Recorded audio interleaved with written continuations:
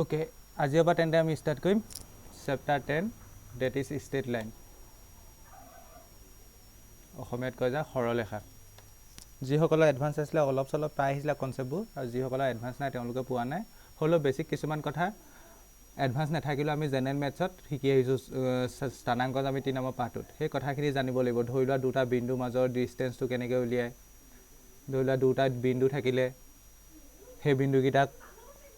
বিন্দু দুটা সংযোগী লাইনডালৰ অন্তৰ্বিভক্ত কৰা বিন্দুটোৰ স্থানাংক ধৰি লোৱা ত্ৰিভুজ এটাৰ কালি কেনেকৈ উলিয়ায় বিন্দুবোৰ যদি দিয়া থাকিলে সেই কনচেপ্টখিনি বেছিক কনচেপ্টখিনি জানিব লাগিব তাৰপিছত ষ্টেট লাইন লেচনটো ধুনীয়াকৈ আগবাঢ়ি যাব আৰু অলপ চলপ যিসকলে এডভান্স আছিলে তেওঁলোকে নটি মানে যাক শ্লোপ বুলি কয় সেইবোৰ বিষয়ে অলপ চলপ শিকি আহিছে আৰু যিসকলৰ নাছিলে তেওঁলোকে একো নাই একদম মই বিগিনিঙৰ পৰা শিকাম সেইকাৰণে প্ৰথমবাৰ মানে ক্লাছবোৰ ফ'ল' কৰি যাবা যেনেকৈ নহওক লাইভত হওক বা ৰেকৰ্ডিঙত হওক পৰাপক্ষত লাইভত থাকিবলৈ চেষ্টা কৰিবা চেপ্টাৰটো পঢ়ি ভাল পাবা এই চেপ্টাৰটো কনচেপ্টখিনি দৰকাৰ হ'ব এণ্ট্ৰেঞ্চতো দৰকাৰ হ'ব এণ্ট্ৰেঞ্চৰ ফালৰ পৰা দৰকাৰী ঠিক তেনেকৈ আমাৰ বৰ্ডৰ ফালৰ পৰা দৰকাৰী কিছুমান চেপ্টাৰ আছে এণ্ট্ৰেঞ্চৰ ফালৰ পৰা দৰকাৰী নহয় ইমান ধৰি লোৱা মেথমেটিকেল ইণ্ডাকশ্যন কিন্তু ষ্টেট লাইন চেপ্টাৰটো এণ্ট্ৰেঞ্চৰ ফালৰ পৰা দৰকাৰী বা 12ৰ ফালৰ পৰা দৰকাৰী চ' এই চেপ্টাৰটো প্ৰথমবাৰ বুজিবলৈ চেষ্টা কৰিবা বেছি টান নহয় চেপ্টাৰটো জ্যামিতি কনচেপ্টবোৰ ইয়াত তোমাৰ ভিজুৱেলাইজেশ্যনৰ কথাটো আহিব এই চেপ্টাৰটো বুজি পালে তোমালোকৰ 3D মানে কোঅৰ্ডিনেট জ্যামিতি 3 ডাইমেনশ্যনেল জ্যামিতি সেই চেপ্টাৰটো বুজি পোৱাত সুবিধা হ'ব কনিক সেকশনটো বুজি পোৱাত সুবিধা হ'ব সো ভালকে মনোযোগ দি বুজিবলৈ চেষ্টা কৰিবা বেছি টান নহয় জাস্ট প্ৰথমতে এতিয়া বেছিকখিনি সকলোৱে 10ত শিকি আহিছা হ'লেও মই বেছিকখিনি এবাৰ মানে ফৰ্মেলিটিৰ কাৰণে বেছিকখিনি কৈ দিছোঁ ইয়াত কি বেছিকখিনি আমি 10ৰ বেছিক কোনখিনি ইউজ কৰিম ধৰি লোৱা জানাই দুটা বিন্দু থাকিলে এখন সমতলত বা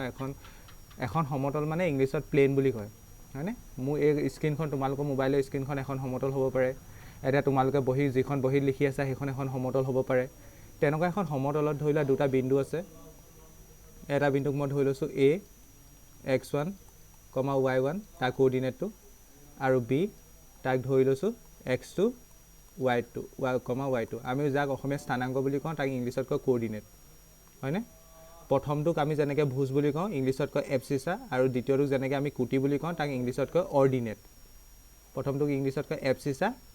আৰু নেক্সটটো কয় অৰ্ডিনেট আৰু গোটেই স্থানাংকটোক কয় ইংলিছত কোঅৰ্ডিনেট মানে এই পইণ্টটো কোঅৰ্ডিনেট মই এতিয়া পৰা ইংলিছত ক'ম কোঅৰ্ডিনেট হ'ল x1, y1 আৰু এই পইণ্টটো কোঅৰ্ডিনেট কিমান x2, y2 এই পইণ্ট দুটা এখন সমতলত আছে তেন্তে আমি তাৰ ডিষ্টেঞ্চটো মেজাৰ কৰিব পাৰিম এটা ফৰ্মুলা লগাই সেই ফৰ্মুলাটো তোমালোকে প্ৰুফটো শিকি আহিছা তেনত এতিয়া মই জাষ্ট ফৰ্মুলাটো লিখি দিছোঁ সকলোৱে জানা ফৰ্মুলাটো কোনো নজনাকৈ না আহা ডিষ্টেঞ্চ বিটুইন এইটো বিটুইনৰ শ্বৰ্টকাট হা বিটুইন 2 পইণ্টছ নজনাৰ কথা শিকোৱা নাই জাষ্ট অকণমান 2-5 মিনিট লাগিব বেছিককেইটা লিখাই লৈছোঁ এটা পইণ্টৰ কোঅৰ্ডিনেট x1, y1 লৈছোঁ আৰু আনটো পইণ্টৰ কোঅৰ্ডিনেট লৈছোঁ x2, y2 ইজ গিভেন বাই যদিহে মই পইণ্টকেইটাক a b বুলি লওঁ তেন্তে ডিষ্টেঞ্চটো ab হ'ব যদিহে মই পইণ্টকেইটাক p q লওঁ তেন্তে ডিষ্টেঞ্চটো p q আহিব ইকুৱেল টু কি হয় √/। পাইছা মই পাই আহিছা বুলিয়ে কৈছোঁ 5 মিনিট লাগিব just x2 - x1 whole square y2 - y1 whole square 10ৰ চেপ্টাৰ নম্বৰ 7 স্থানাংক জ্যামিতি হয়নে এইটোকে কয় দূৰত্ব সূত্ৰ অসমীয়াত কয় দূৰত্ব সূত্ৰ এই ফৰ্মুলাটোক এনেকৈও লিখিব পাৰি সেইটো কথা 10ত তোমালোকে জানিছিলা নাই বা কৈছিলে নাই কোৱা নাজানো বাৰু এই ফৰ্মুলাটোক এনেকৈ লিখিলেও ভুল নহয় কিন্তু কেনেকৈ আমি কিতাপত 10ত x2 - x1 আছিলে কিন্তু x1 - x2 লিখিলেও ভুল নহয় প্লাছ y1 - y2 লিখিলেও ভুল নহয় কেলৈ ভুল নহয় কাৰণ এটা বস্তুক তুমি x2 - x1 কৰি স্কোৱাৰ কৰা বা y1 - x2 - x2 কৰি স্কোৱাৰ কৰা একেই কথা মানে ডিফাৰেঞ্চটো আহিলে মাইনাছত আহিব ধৰি লওক ইয়াত যদি প্লাছ পোৱা এই x2 - x1 কৰোঁতে প্লাছ পালে x1 - x2 কৰিলে মাইনাছ পাবা কিন্তু সেইটো ডিফাৰেঞ্চে ইয়াত কোনো মেটাৰ নকৰে কাৰণ ওপৰত অবভিয়াছলি স্কোৱাৰ হৈ গৈছে স্কোৱাৰ হৈ গ'লে মাইনাছ থাকিলেও প্লাছ হ'ব প্লাছ থাকিলেও মাইনাছ হ'ব সেয়ে তুমি distance ফৰ্মুলাটোক x2 - x1 whole square লিখা আৰু y2 বা x1 - x2 হোল স্কোৱাৰ লিখা তোমাৰ একে কথা এইটো ডিষ্টেঞ্চ ফৰ্মুলাই হয় ঠিক আছে একেটা বস্তুৱে হয় কিন্তু 10ত আমাৰ এইটো লিখা আছিলে তাক আমি এইভাগেও লিখিব পাৰোঁ মানে x2 - x1 হোল স্কোৱাৰ হওক বা x1 - x2 হোল স্কোৱাৰ হওক মিনিংটো একেটাই লিখি যাব পাৰা লিখোঁনে নোট কৰোঁনে সুধিছে লিখি যাব পাৰা একো নাই যদি একো বেছিক কথা হয় জাষ্ট বহীখনৰ বিগিনিঙতে লিখিছোঁ আৰু নিলিখিলেও কোনো কথা নাই জানা যদি মই জাষ্ট 5 মিনিট লাগিব কথাখিনি লিখি দিছোঁ মোৰ মাত চাত গৈ আছে নহয় ন ক্লিয়াৰকৈ মাত স্ক্ৰীন গৈ আছে নহয় ঠিক আছে অ'কে হয় তেন্তে এইটো কয় ইংলিছত কয় ডিষ্টেঞ্চ ফৰ্মুলা, অসমীয়াত কয় দূৰত্ব সূত্ৰ। ক'ৰবাত ইউজ কৰিম আমি জেগাই জেগাই মেইন অংক এটা কৰোঁতে ক'ৰবাত পাৰ্টকৈ ইউজ হ'ব পাৰে। এই ফৰ্মুলাটো মনত ৰাখিবা। ধৰি লোৱা পইণ্টকেইটা যদি x1, y1 লওঁ আৰু সকলোৱে পঢ়ি আহিছে মই মনত পেলাই দিছোঁ, আৰু আনটো পইণ্ট যদি x2, y2 লওঁ তেতিয়া কি হ'ব, প্ৰথম x কৰ্ডিনেটকেইটা বিয়োগ কৰি স্কোৱাৰ কৰিব লাগিব। তেনেকৈ মনত ৰাখিবা। তাৰপিছত প্লাছ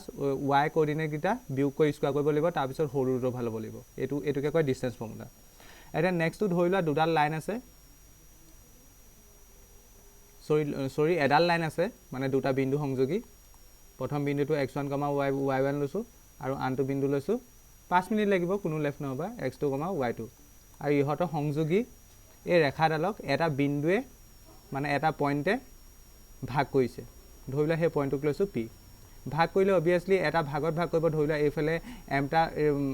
এমটা ভাগ আছে বা এমটা অংশ আছে আৰু এইফালে এনটা অংশ আছে। তাকে যদি ৰেচিঅ' হিচাপে কওঁ m:n।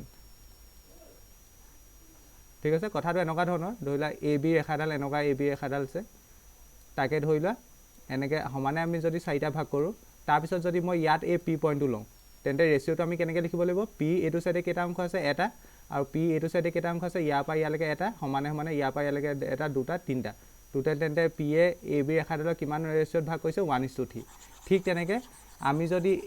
এই ৰেখাডালক AB ৰেখাডালক সমানে ভাগ কৰোঁ, তেন্তে P পইণ্টৰ এইফালে এমটা ভাগ আছে আৰু P পইণ্টৰ এইটো চাইডে এনটা ভাগ আছে। সেইটোকে আমি ৰেচিঅ' হিচাপে লিখিলে m:n লিখে। আৰু এই P পইণ্টটো কোঅৰ্ডিনেট কেনেকৈ উলিয়াই সকলোৱে জানা।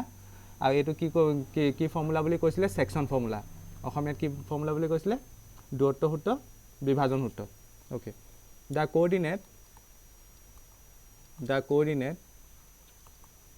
কোঅৰ্ডিনেটছ এছ লিখে, coordinates of a point dividing the line segment joining, English কিবা টাৰ্ম বুজি নাপালে মোক ক'বা হা, কাৰণ মই নাজানো নহয় তোমালোকে কিটো টাৰ্মৰ অৰ্থ নাজানা অসমীয়াত। Points x1, y1 and x2, y2 ইণ্টাৰনেলি মানে অন্তৰ্বিভক্ত কৰা। আমাৰ যে অসমীয়াত শব্দ এটা আছিলে অন্তৰ্বিভক্ত কৰা, মানে পি বিন্দুটো এ বি ভিতৰত আছে। আৰু এটা কণ্ডিশ্যন আছে, যিসকলে এডভান্স পঢ়িছে তেওঁলোকে পাই আহিছে, পি বিন্দুটো এ বি ডালৰ বাহিৰত থাকিবও পাৰে, তাক কয় এক্সটাৰ্নেলি বুলি কয়, বা বহিৰ্বিভক্ত কৰা। ইন দ্য ৰেচিঅ' মানে অনুপাত দেই, টেনত যে শিকিছিলা m:m অনুপাতত ভাগ কৰে বুলি। ৰেচিঅ' মানে অনুপাত, m:n r। কোঅৰ্ডিনেট মানে কি, স্থানাংক। পইণ্ট মানে জানাই বিন্দু। ডিভাইডিং দ্য লাইন ছেগমেণ্ট মানে ৰেখাখণ্ডডালৰ কথা কৈছে। Joining the points x1, y1 আৰু আনটো পইণ্ট x2, y2 ইণ্টাৰনেলি মানে পইণ্টটো এ বিৰ মাজত আছে। এ বি ৰেখাডালৰ যদি বাহিৰত থাকিলেহেঁতেন তাক ক'লেহেঁতেন এক্সটাৰ্নেলি বা বহিৰ্বিভক্ত। ইন দ্য ৰেচিঅ' মানে অনুপাত m:n। সকলোৱে মনত আছে নিশ্চয়। কি আছিলে ফৰ্মুলাটো, m(x2) plus n(x1) divided by m+n m(y2) plus n(y1) divided by m+n, হয়নে? যেতিয়া পি পইণ্টটো বাহিৰত ধৰা হয়, মই এনেই কৈ দিছোঁ মুখতে এক্সটাৰ্নেলি ধৰা হয়, তেতিয়া জাষ্ট প্লাছবোৰ জেগাত মাইনাছ আহে, বাকীবোৰ একেই থাকে। মানে এনেকুৱা এটা কণ্ডিশ্যনো হ'ব পাৰে, ধৰি লোৱা এ বি ৰেখাডাল এইডাল, সেইটো তোমালোকৰ এতিয়া দৰকাৰ নহয়, মই দৰকাৰ হ'লে কৈ দিম বাৰু। ধৰি লোৱা পি পইণ্টটো বাহিৰত আছে, এ বি ৰেখাডালৰ বাহিৰত আছে। এতিয়া ধৰি লোৱা এই পি পইণ্টটোৱে এ বি ৰেখাডালক এক্সটাৰ্নেলি ভাগ কৰিছে, কাৰণ এই পি পইণ্টটো এ বি বাহিৰত থকা নাই, সেইকাৰণে আমি এক্সটাৰ্নেলি বুলি ক'ম। এক্সটাৰ্নেলি কিমান ৰেচিঅ'ত ভাগ কৰিছে, m:n। তেতিয়া ফৰ্মুলাটো একেধৰণৰ হ'ব, য'ত প্লাছ আছে তেতিয়া মাইনাছ লগালে হয়। কিন্তু সেইটো এতিয়ালৈকে ইউজ নহয়, যদিহে ইউজ হয় মই ক'ৰবাত কৈ দিম কথাটো। লিখি লোৱা পটককৈ, কোনোবাই নোট কৰি চাইছিল লিখি লোৱা, নোট নাকাষ্টি বাৰু হ'ব বাৰু, নোট কৰি চাইছিল লিখি লোৱা। কৰিছা নি নোট? অঁ অঁ ঠিক আছে। নেক্সট এই ফৰ্মুলাটোৱে আৰু এটা ডিডাকশ্যন এটা আছিলে, সেই ডিডাকশ্যনটো কি, মধ্যবিন্দুৰ স্থানাংক। ধৰি লোৱা এ বি ৰেখাডাল এইডাল, এইফালে এ পইণ্টটো আছে, এইফালে বি পইণ্টটো আছে। আৰু ধৰি লোৱা মই যিটো পি পইণ্ট লৈছোঁ, এই পি পইণ্টটো একদম মাজতে লৈছোঁ। পি পইণ্টটো যদি হয় মই মাজতে বিবেচনা কৰোঁ, তেন্তে পি এইটো চাইডে আমি সমান ভাগ আছে বুলি ধৰিব লাগিব এম, আৰু এইটো চাইডে সমান ভাগ আছে বুলি ধৰিব লাগিব। যদিহে পিটো মাজৰ বিন্দু হয়, মানে এম আৰু এন সমান হ'ব, মানে পি এইটো চাইডে সমান ভাগ থাকিব, পি এইটো চাইডে সমান ভাগ থাকিব, মানে তেতিয়া ৰেচিঅ'কেইটা সমান হ'ব, m = n হ'ব। ডেট মিনছ এইফালেও 1 হ'ব আৰু এইফালেও কিমান হ'ব, 1 হ'ব। মানে এমৰ মানো 1 বুলি ধৰিব লাগিব, এনৰ মানো 1 বুলি ধৰিব লাগিব। মানে আমি যদি এটা বিন্দু মধ্যবিন্দু হিচাপে ধৰোঁ তেন্তে যিটো অনুপাত ল'ম অনুপাতটো 1:1 ল'ব লাগে তেতিয়া এই ফৰ্মুলাটো যদি আমি বহাই দিওঁ তেতিয়া এমৰ জেগাত 1 বহাই দিয়া এনৰ জেগাত 1 বহাই দিয়া ওপৰ এই ফৰ্মুলাটো ক'লৈ কনষ্টেণ্ট মানে হেৰি হৈ যাব x2 প্লাছ x1 ডিভাইডেড বাই 1 প্লাছ 1 তলত হৈ যাব 2 আৰু y2 প্লাছ y1 ডিভাইডেড বাই তলত হ'ব 2 আৰু এইটোকে যদি ধুনীয়াকৈ লিখিলে কি হ'ব x1 প্লাছ x2 ডিভাইডেড বাই 2 y1 প্লাছ y2 ডিভাইডেড বাই 2 এইটো মনত আছে নিশ্চয় এইটো কাৰ ফৰ্মুলা আছিলে এইটো মধ্যবিন্দু স্থানাংক বা মিড পইণ্টৰ ফৰ্মুলা মানে কিবা এটা পইণ্ট যদি এডাল ৰেখাখণ্ডৰ মাজৰ বিন্দু হ'লে এমৰ ভেলু কিমান হ'ব ক'লোঁ 1 হ'ব আৰু এনৰ ভেলু কিমান হ'ব 1 হ'ব তেতিয়া ফৰ্মুলাটো এম আৰু এই ফৰ্মুলাটোতে এম আৰু এনৰ জেগাত 1 1 বহাই দিয়া তেতিয়া সেই ফৰ্মুলাটো পাই যাম তেন্তে বেছিকেলি কি তেন্তে দা ইফ আমি এই পি পইণ্টটো মাজৰ পইণ্টটোক ধৰিছোঁ P x1, y1 is the midpoint মানে মধ্যবিন্দু midpoint of the line segment আখবোৰ ধৰিব নোৱাৰিলে ক'বা line segment joining A x1, y1 and B x2, y2 then তেতিয়া পি পইণ্টটো কেনেকৈ উলিয়ায় x, y মনত আছে নিশ্চয় সকলোৱে প্ৰথম কি কৰিব লাগে x1 প্লাছ x2 ডিভাইডেড বাই 2 ডিডাকশ্যনটো কেনেকৈ হ'ব মই কৰিলোঁ এই ফৰ্মুলাটোতে এম আৰু এনৰ জেগাত 1 1 বহাই দিলে হয় কোনে ফোন কৰি আছে হয় ইমানকৈ আৰু y1 প্লাছ y2 ডিভাইডেড বাই 2 তেন্তে এইটোৱে আমাৰ মধ্যবিন্দু ফৰ্মুলা ইংলিছত কয় মিড পইণ্ট ফৰ্মুলা লিখিছা যদি কোনোবাই না লিখা দিব ঠিকে আছে মিড পইণ্ট হ'লে কি হ'ব ৰেচিঅ'টো 1:1 হ'ব সেইটো মনত ৰাখিবা ৰেচিঅ'টো হ'ব 1:1 মানে এমৰ জেগাটো 1 বহাব লাগিব এনৰ জেগাটো 1 বহাব লাগিব এই ফৰ্মুলাটোতে বহাইছোঁ আৰু এইটো ফৰ্মুলা হিচাপে মনত ৰাখিবা কাম সহজ হয় এইটো ফৰ্মুলাকে বহুতে এমৰ জেগাত এনৰ জেগাত 1 1 বহাই কয় তেনেকৈ টাইম ৱেষ্ট কৰি লাভ নাই ডাইৰেক্ট ফৰ্মুলা হিচাপে মনত ৰাখিবা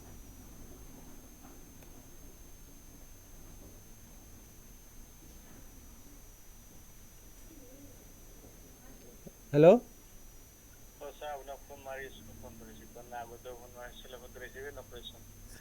অঁ মই ক্লাছ কৰি আছিলোঁ এতিয়াও ক্লাছে কৰিছোঁ কোৱাচোন বাৰু কোনটো অঁ তুমি কোনে কৈছা বাৰু অঁ ঠিক আছে মই ৰাতিকৈ ফোন কৰিম তোমাক অঁ ঠিক আছে হ'ব হ'ল যদি ঠিক আছে অ'কে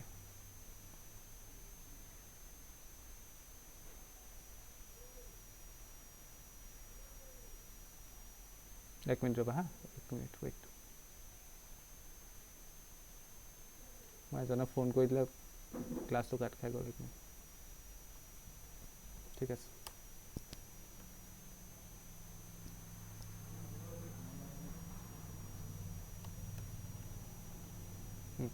তাৰপিছত আমি আৰু এটা বস্তু শিকিছিলোঁ 10ৰ স্থানাংক জ্যামিতি সেইটো হৈছে এটা ত্ৰিভুজৰ যদি শীৰ্ষবিন্দুকেইটা দিয়া থাকে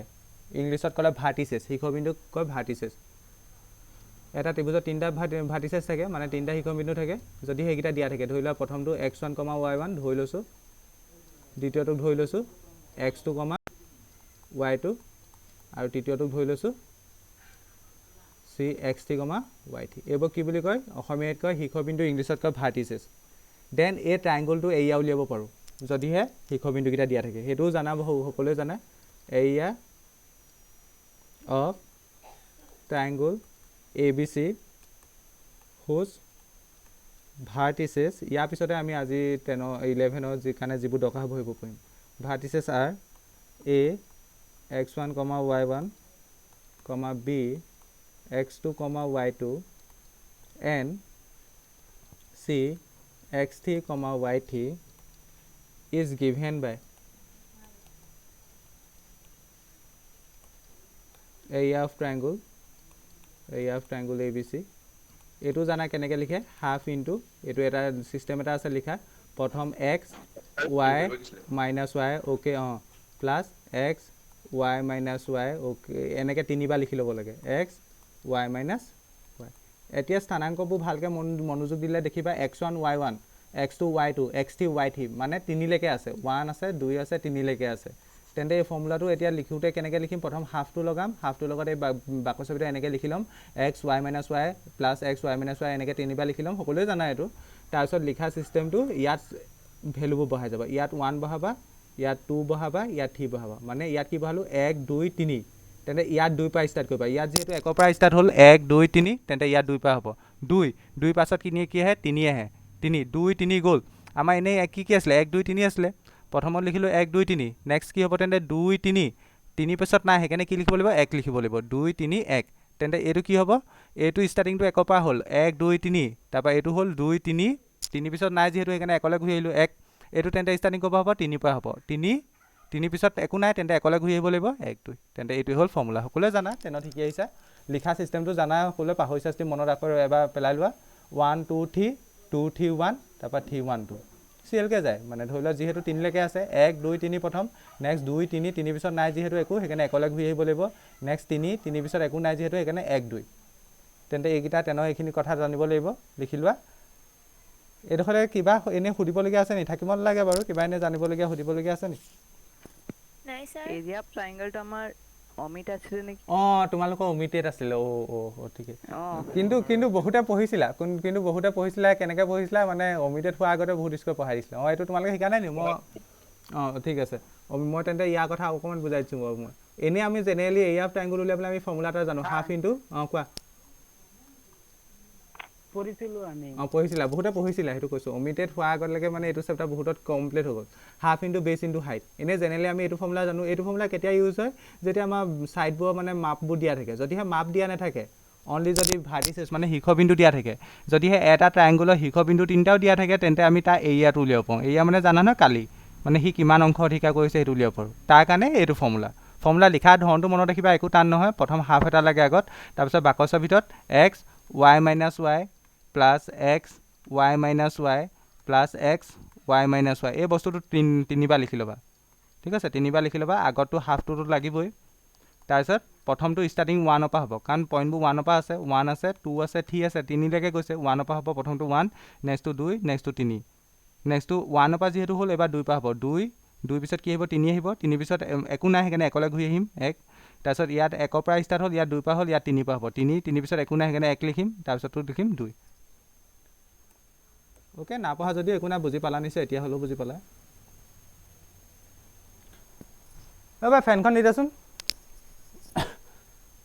হ'লনে এইডোখৰলৈ ক্লিয়াৰ নাই কিবা সুধিবা নি ক্লিয়াৰ স্যাৰ অ'কে নাই ঠিক আছে তেন্তে হেডিং লগোৱা শ্লোপ অফ এ লাইন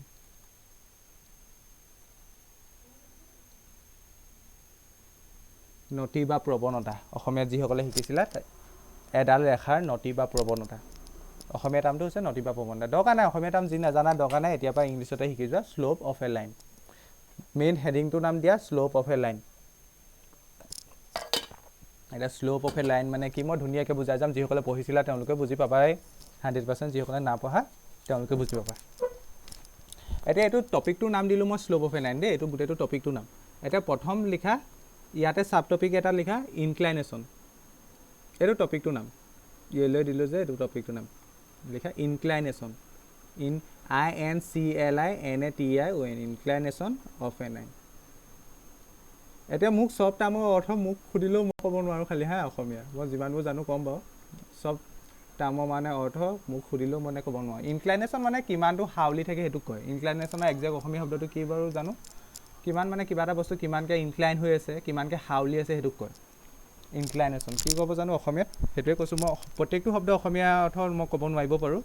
অৰ্থটো বুজি পাবলৈ চেষ্টা কৰিবা মেথমেটিকেল লজিকটো কি কৈছে সেইটো বুজি পাবলৈ চেষ্টা কৰিবা অসমীয়াত টাৰ্মটো জনাটো ডাঙৰ কথা নহয়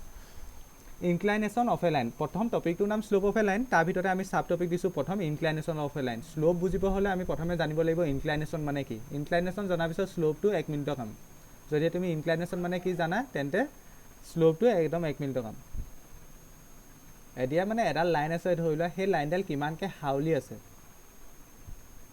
আৰু সেইটো কাৰ লগত চাওঁ এক্স এক্সিছৰ লগত চাওঁ এক্স এক্সিছৰ লগত মানে কিমানকৈ হাউলি আছে সেইটোকে ইনক্লাইনেশ্যন বুলি কয়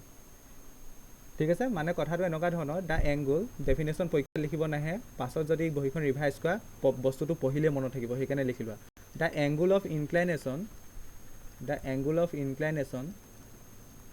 তোমালোকে ভাবিব পাৰা চা পৰীক্ষাত নাহি কেলৈ লিখা আছে চিম্পলি দ্য ইনক্লাইনেশ্যন ইনক্লাইনেশ্যনক এংগুল অফ ইনক্লাইনেশ্যন বুলিও কয় বা চিম্পলি অনলি ইনক্লাইনেশ্যন বুলিও কয় of a line is the angle theta angle to theta বুলি ধৰো who is the part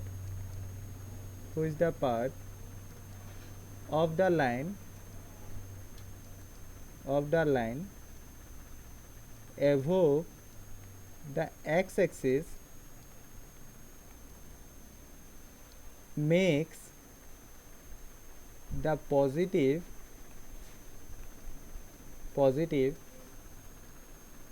direction of the x-axis measured in anti-clockwise direction. পাছত যাতে বহিখন ৰিভিজনৰ সময়ত এবাৰ বস্তুটো পঢ়িলে মনত থাকে সেইকাৰণে মই লিখাই দিছোঁ পৰীক্ষাত আহিব বুলি মই লিখাই দিয়া নাই বস্তুটো বুজাই লৈছোঁ তাৰপিছত ডেফিনেশ্যনটো ছবি এটা সহায়ত বুজাই দিছোঁ তাৰপিছত ডেফিনেশ্যনটো তোমালোকৰ সকলোৱে ক্লিয়াৰ হৈ যাব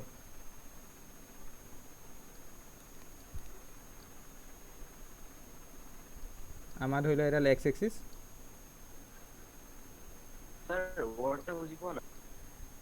ৱৰ্ডটো মানে হৈছে ইনক্লাইনেশ্যন অসমীয়া শব্দটো কি হ'ব জানো ইনক্লাইনেশ্যন কিমানকৈ হাউলি আছে মই এতিয়া কনচেপ্টটো বুজালোঁ কোৱা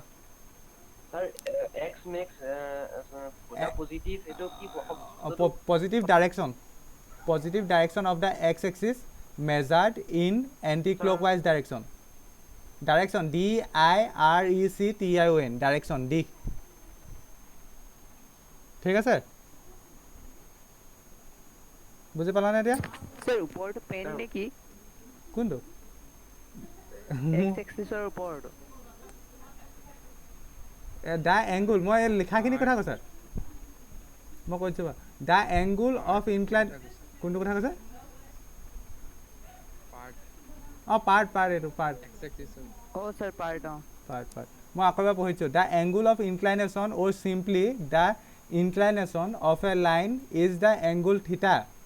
which the part of the line above the x-axis makes the positive direction of the x-axis measured in anti-clockwise direction মই ধুনীয়াকৈ প্ৰত্যেকটো শব্দ বুজাই দিম তাৰ আগত চোৱা এডাল এনেকৈ আমাৰ এইডাল এক্স এক্সিছ ধৰি লোৱা ঠিক তেনেকৈ এইডাল আমাৰ ৱাই এক্সিছ আমি চিম্পলি এইবোৰ কথা জানো এতিয়া ইয়াতে এই কোঅৰ্ডিনেট ছিষ্টেমতে ধৰি লোৱা এডাল লাইন আছে এডাল যিকোনো এডাল লাইন আছে এডাল যিকোনো এডাল লাইন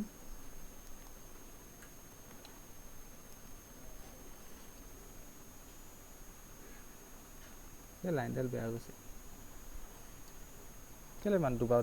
আহিছে ৰ'বা এক মিনিট ৰ'বা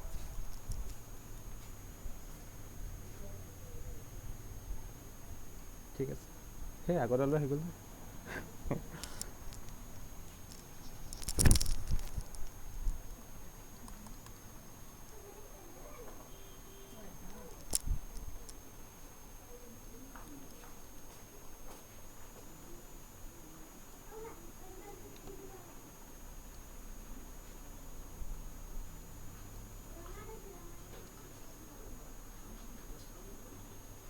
ওকে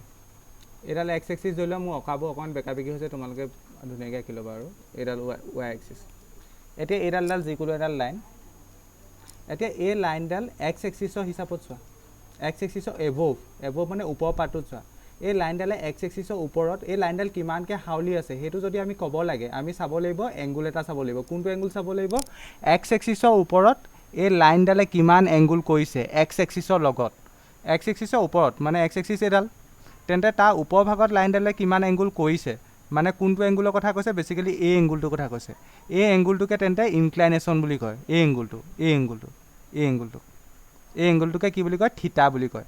বা ইনক্লাইনেশ্যন বুলি কয় তেন্তে ডেফিনেশ্যনটোত কি ক'লে the angle of inclination or simply in the inclination of a line is the angle which the part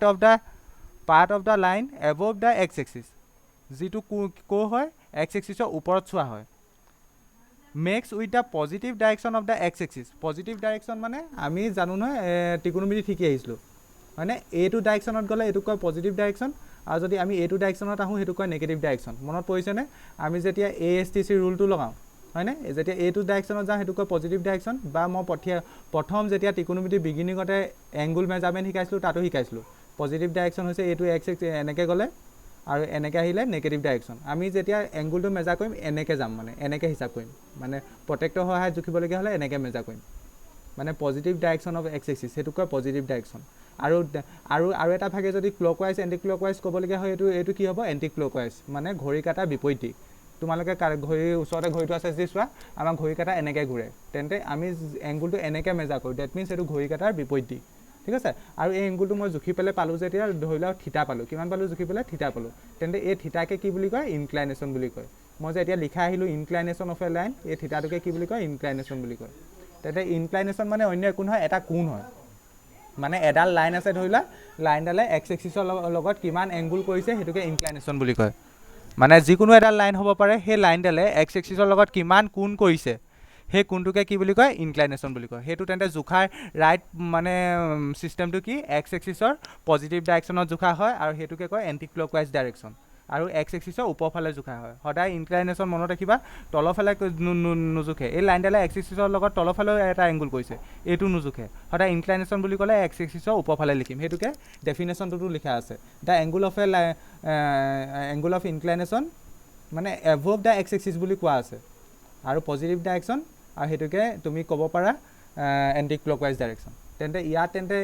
angle এইটো হ'ব এইটোকে মই থিতা বুলি ধৰি লৈছোঁ যিকোনো ভেলু হ'ব পাৰে এই এংগুলটো 45 ডিগ্ৰী হ'ব পাৰে 30 হ'ব পাৰে সেইটোকে কি বুলি কয় ইনক্লাইনেশ্যন অফ ডেট লাইন এই লাইনডাল যিডাল লাইন আঁকিছোঁ এই লাইনডালৰ তেন্তে ইনক্লাইনেশ্যন কি থিতা ইয়াৰ ভেলু কিমান হ'ব পাৰে 60 মান হ'ব পাৰে বা 45 55 মান হ'ব পাৰে জুখিলে সিমানটোমান পাবা কেনেকৈ জোখে তেন্তে পজিটিভ ডাইৰেকশ্যনত জোখে মানে তলৰফালে কেতিয়াও নোজোখে সেইটো কথা কৈছে পজিটিভ ডাইৰেকশ্যন মানে ওপৰফালে যাব তলৰফালে কেতিয়াও নাহে তলৰফালে যদি এনেকৈ জুখিলোহেঁতেন সেইটোক কয় নেগেটিভ ডাইৰেকশ্যন বা আন ভাষাত ক'ব গ'লে এণ্টি ক্লকৱাইজ ডাইৰেকশ্যন তেন্তে ইনক্লাইনেশ্যন বুজি পালানে কাক ইনক্লাইনেশ্যন কয় ইনক্লাইনেশ্যন বুজি পালা নাই বাৰু বুজি পালানে পালোঁ ছাৰ অ'কে পালোঁ ঠিক আছে পালোঁ ছাৰ ঠিক আছে তেন্তে মই যদি আৰু এটা ছবি এনেই ড্ৰ কৰিছোঁ এই ছবিটোত এইডাল ৱাই এক্সিছ ধৰি লোৱা আৰু এইডাল এক্স এক্সিছ এতিয়া মোক মই কৈ দিছোঁ ইয়াত লাইন এইডাল এক্স এক্সিছ এইডাল ৱাই এক্সিছ এইটো বুজি পাইছা লাইন এই য়েল্ল'ডাল আমাৰ লাইনডাল মই কৈ দিছোঁ এইটো কথা এতিয়া মোক কোৱাচোন ইনক্লাইনেশ্যন কোনটো হ'ব বাৰু কোনডোখৰ ইনক্লাইনেশ্যন হ'ব কোনটো এংগুল ইনক্লাইনেশ্যন হ'ব येलो लाइन दले एक्स एक्सिसत पुरा অঁ মানে কোনটো পাৰ্ট হ'ব বাৰু কোনটো পাৰ্ট এনেকৈ ক'ব নোৱাৰিবা বাৰু এনেই মোক এনেই ৰাইট ছাইডটো মানে ৰাইট ছাইডৰ এক্স এক্সিছৰ এই ওপৰ পাৰ্টটো এইটো পাৰ্ট হয়নে ইয়াত এই পাৰ্টটো নহয় কিন্তু মন দিবা এই পাৰ্টটো নহয় কেলৈ আমি এক্স এক্সিছৰ মানে পজিটিভ ডাইৰেকশ্যনত চাওঁ এতিয়া এইডাল এক্স এক্সিছ বুলি ধৰিলে যদি তুমি এইফালৰ পৰা হিচাপ কৰা এইটো হৈ যাব নেগেটিভ ডাইৰেকশ্যন হৈ যাব এনেকৈ যদি হিচাপ কৰা সেইকাৰণে তোমালোকে কনফিউজ নকৰিবা আমি সদায় এইটো ডাইৰেকশ্যনত যাম সদায় মানে এনেকৈ এইটো ডাইৰেকশ্যনত যাম এইটো ডাইৰেকশ্যনত তেন্তে এই লাইনডালৰ লগত এক্স এক্সিছৰ কৰা কোনটো জুখিব হ'লে আমি এনেকৈ জুখিব লাগিব তেন্তে ইয়াত ইনক্লাইনেশ্যন কোনটো হ'ব এইটো হ'ব থিতা এইটো থিতা ঠিক আছে তেনে ইনক্লাইনেশ্যন বুজি পালা নিশ্চয় কিবা ডাউট আছে নি নাই ছাৰ তেন্তে ইনক্লাইনেশ্যনটো এনেই তোমালোকে মোক এনেই আইডিয়া এটা পাইছানে তেন্তে ইনক্লাইনেশ্যন কি হ'ব পাৰে বাৰু ইনক্লাইনেশ্যনটো মানে ধৰি লোৱা এক্স এক্সিছডাল এইডাল ধৰি লোৱা এক্স এক্সিছৰ ওপৰতে যদি লাইনডাল এনেকৈ মিলি থাকে তেতিয়া ইনক্লাইনেশ্যন কিমান হ'ব বাৰু যদি এক্স এক্সিছৰ ওপৰতে লাইনডাল থাকে মানে এইডাল এক্স এক্সিছ এক্স এক্সিছৰ ওপৰতে যদি লাইনডাল থাকে তেতিয়া ইনক্লাইনেশ্যন কি হ'ব 0 হ'ব কাৰণ এক্সিছৰ লগত একো এংগুলে কৰা নাই যদি ইমানটোত থাকে ধৰি লোৱা এইটো 45 ডিগ্ৰী মান হ'ব হয়নে নহয় যদিহে এইডাল ৱাই এক্সিছ এইডাল এক্স এক্সিছ তেনেকৈ যদি এনেকৈ থাকে ইমানটোত থাকে তেতিয়া ইনক্লাইনেশ্যন কিমান হ'ব এনেকৈ থাকিলে 90 ডিগ্ৰী হ'ব তাতকৈ যদি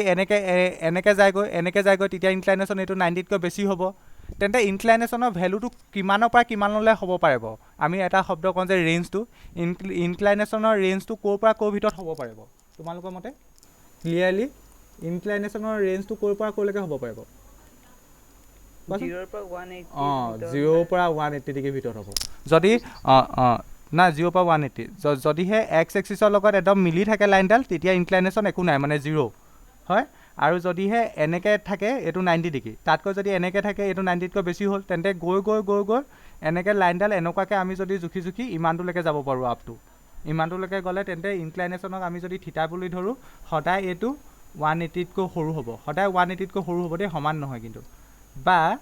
0 ডিগ্ৰী হ'ব পাৰে কেতিয়াবা, কেতিয়া 0 হ'ব পাৰে যদিহে এক্স এক্সিছৰ লগত মিলি থাকে। বা চিম্পলি যদি তোমালোকক কেতিয়াবা সোধে এক্স এক্সিছৰ নিজৰ মানে ইনক্লাইনেশ্যন কিমান, তেতিয়া 0 ডিগ্ৰী। তেন্তে 0তকৈ বেছি হ'ব পাৰে বা 180 ডিগ্ৰীতকৈ সদায় কিন্তু সৰু হ'বই। তেন্তে ইনক্লাইনেশ্যনৰ ভেলুটো সদায় ইমানৰ ভিতৰত লাই কৰিব। মানে থিতাটো ইনক্লাইনেশ্যন মানে এতিয়াৰ পৰা তেন্তে কি থিতাটো কাৰ ভিতৰত লাই কৰিব, 180তকৈ সৰু হ'ব আৰু 0 বা 0তকৈ ডাঙৰ হ'ব। বুজি পালানে? এইডোখৰলৈ বুজি পালা নাই? ঠিক আছে, পালো স্যাৰ। পালো স্যাৰ। ঠিক আছে, ঠিক আছে।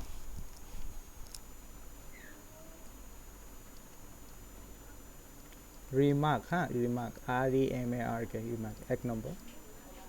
মই লিখিছোঁ এইটো, ক'বা তোমালোকে। দ্য ইনক্লাইনেশ্যন আখৰবোৰ ধৰিবলৈ চেষ্টা কৰিবা, মই মুখতে কৈ যাওঁ ন, তেতিয়া বুজিবলৈ চেষ্টা কৰিম। মই আখৰবোৰ ইমান ভাল কৰিবলৈ মন নাযায় আৰু। Of a line parallel to the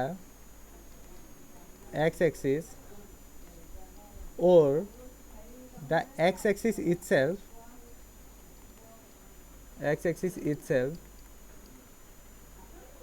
is অৰ্থটো বুজাই দিছোঁ। The inclination of a line, আমি এনেকুৱা এটা লাইনৰ ইনক্লাইনেশ্যন কিমান হ'ব ক'ব লাগে যিডাল পেৰেলেল টু এক্স এক্সিছ, মানে এক্স এক্সিছৰ পেৰেলেল। এইডাল ধৰিলে এক্স এক্সিছৰ পেৰেলেল মানে অসমীয়াত সমান্তৰাল বুলি ক'লে এনেকুৱা লাইনবোৰক কয়, হয়নে? Parallel to x axis or the x axis itself, বা এক্স এক্সিছডাল নিজেও হ'ব পাৰে। তাৰ ইনক্লাইনেশ্যন কিমান হ'ব? স্যাৰ 0। এইটো কথা তোমালোকে কনচেপ্টটো বুজি পালা যদি এইটো সকলোৱে ক'ব পাৰিবা কিমান হ'ব, 0 হ'ব। কাৰণ তেনেকুৱা এডাল লাইনে যিডাল লাইন এক্স এক্সিছৰ লগত পেৰেলেল, সেই লাইনডালে এক্স এক্সিছৰ লগত একো এংগুলেই নকৰে, এক্স এক্সিছৰ লগত মানে 0 ডিগ্ৰী কৰিছে। তেন্তে এডাল লাইনৰ মানে যিডাল এক্স এক্সিছৰ পেৰেলেল বা এক্স এক্সিছক যদি তুমি নিজে এক্স এক্সিছডালকো ধৰা, তেতিয়া যদি আমি ইনক্লাইনেশ্যন ক'ব লাগে তেতিয়া 0 ডিগ্ৰী বুলি লিখিব লাগিব। তেন্তে এইটো লিখি লোৱা, the inclination of a line parallel to the x axis or the x axis itself is 0 degree. হ'ল? ইয়াতে মই মডিফাই কৰিছোঁ, তোমালোকে নতুনকৈ লিখিবা পইণ্টটো। মই মডিফাই কৰি ইয়াতে লিখিছোঁ 2 number point. The inclination of a line parallel two y axis, ভাবি ক'বা হা চবে, অৰ the y axis itself is, মানে the inclination of a line, এনেকুৱা এটা লাইনৰ ইনক্লাইনেশ্যন ক'ব লাগে যিডাল y এক্সিছৰ পেৰেলেল হয় অৰ y এক্সিছ ইটছেল্ফ, মানে y এক্সিছডালো হ'ব পাৰে। প্ৰাঞ্জলে কৈছে 90 ডিগ্ৰী। Okay, 90 degree. অ'কে, কেলৈ 90 হ'ব? কাৰণ ধৰি লওক আমি এক্স এক্সিছৰ লগত চাব লাগে, এইডাল এক্স এক্সিছ, এতিয়া তাৰ parallel parallel two y axis, এইডাল y এক্সিছ। এতিয়া y এক্সিছৰ পেৰেলেল বুলি ক'লে এইডাল লাইন লৈছোঁ ধৰি লওক, এইডাল y এক্সিছৰ পেৰেলেল। তেন্তে ইয়াৰ ইনক্লাইনেশ্যন বুলি ক'লে এইডোখৰ চাব লাগিব, এইডোখৰ মানে কিমান হ'ব? তেন্তে ইয়াৰ পৰা ইয়ালৈকে 90 ডিগ্ৰী হ'ব, অবভিয়াছলি 90 ডিগ্ৰী। অ'কে, দেখি লোৱা তেন্তে সকলোৱে। অঁ, এতিয়া তোমালোকে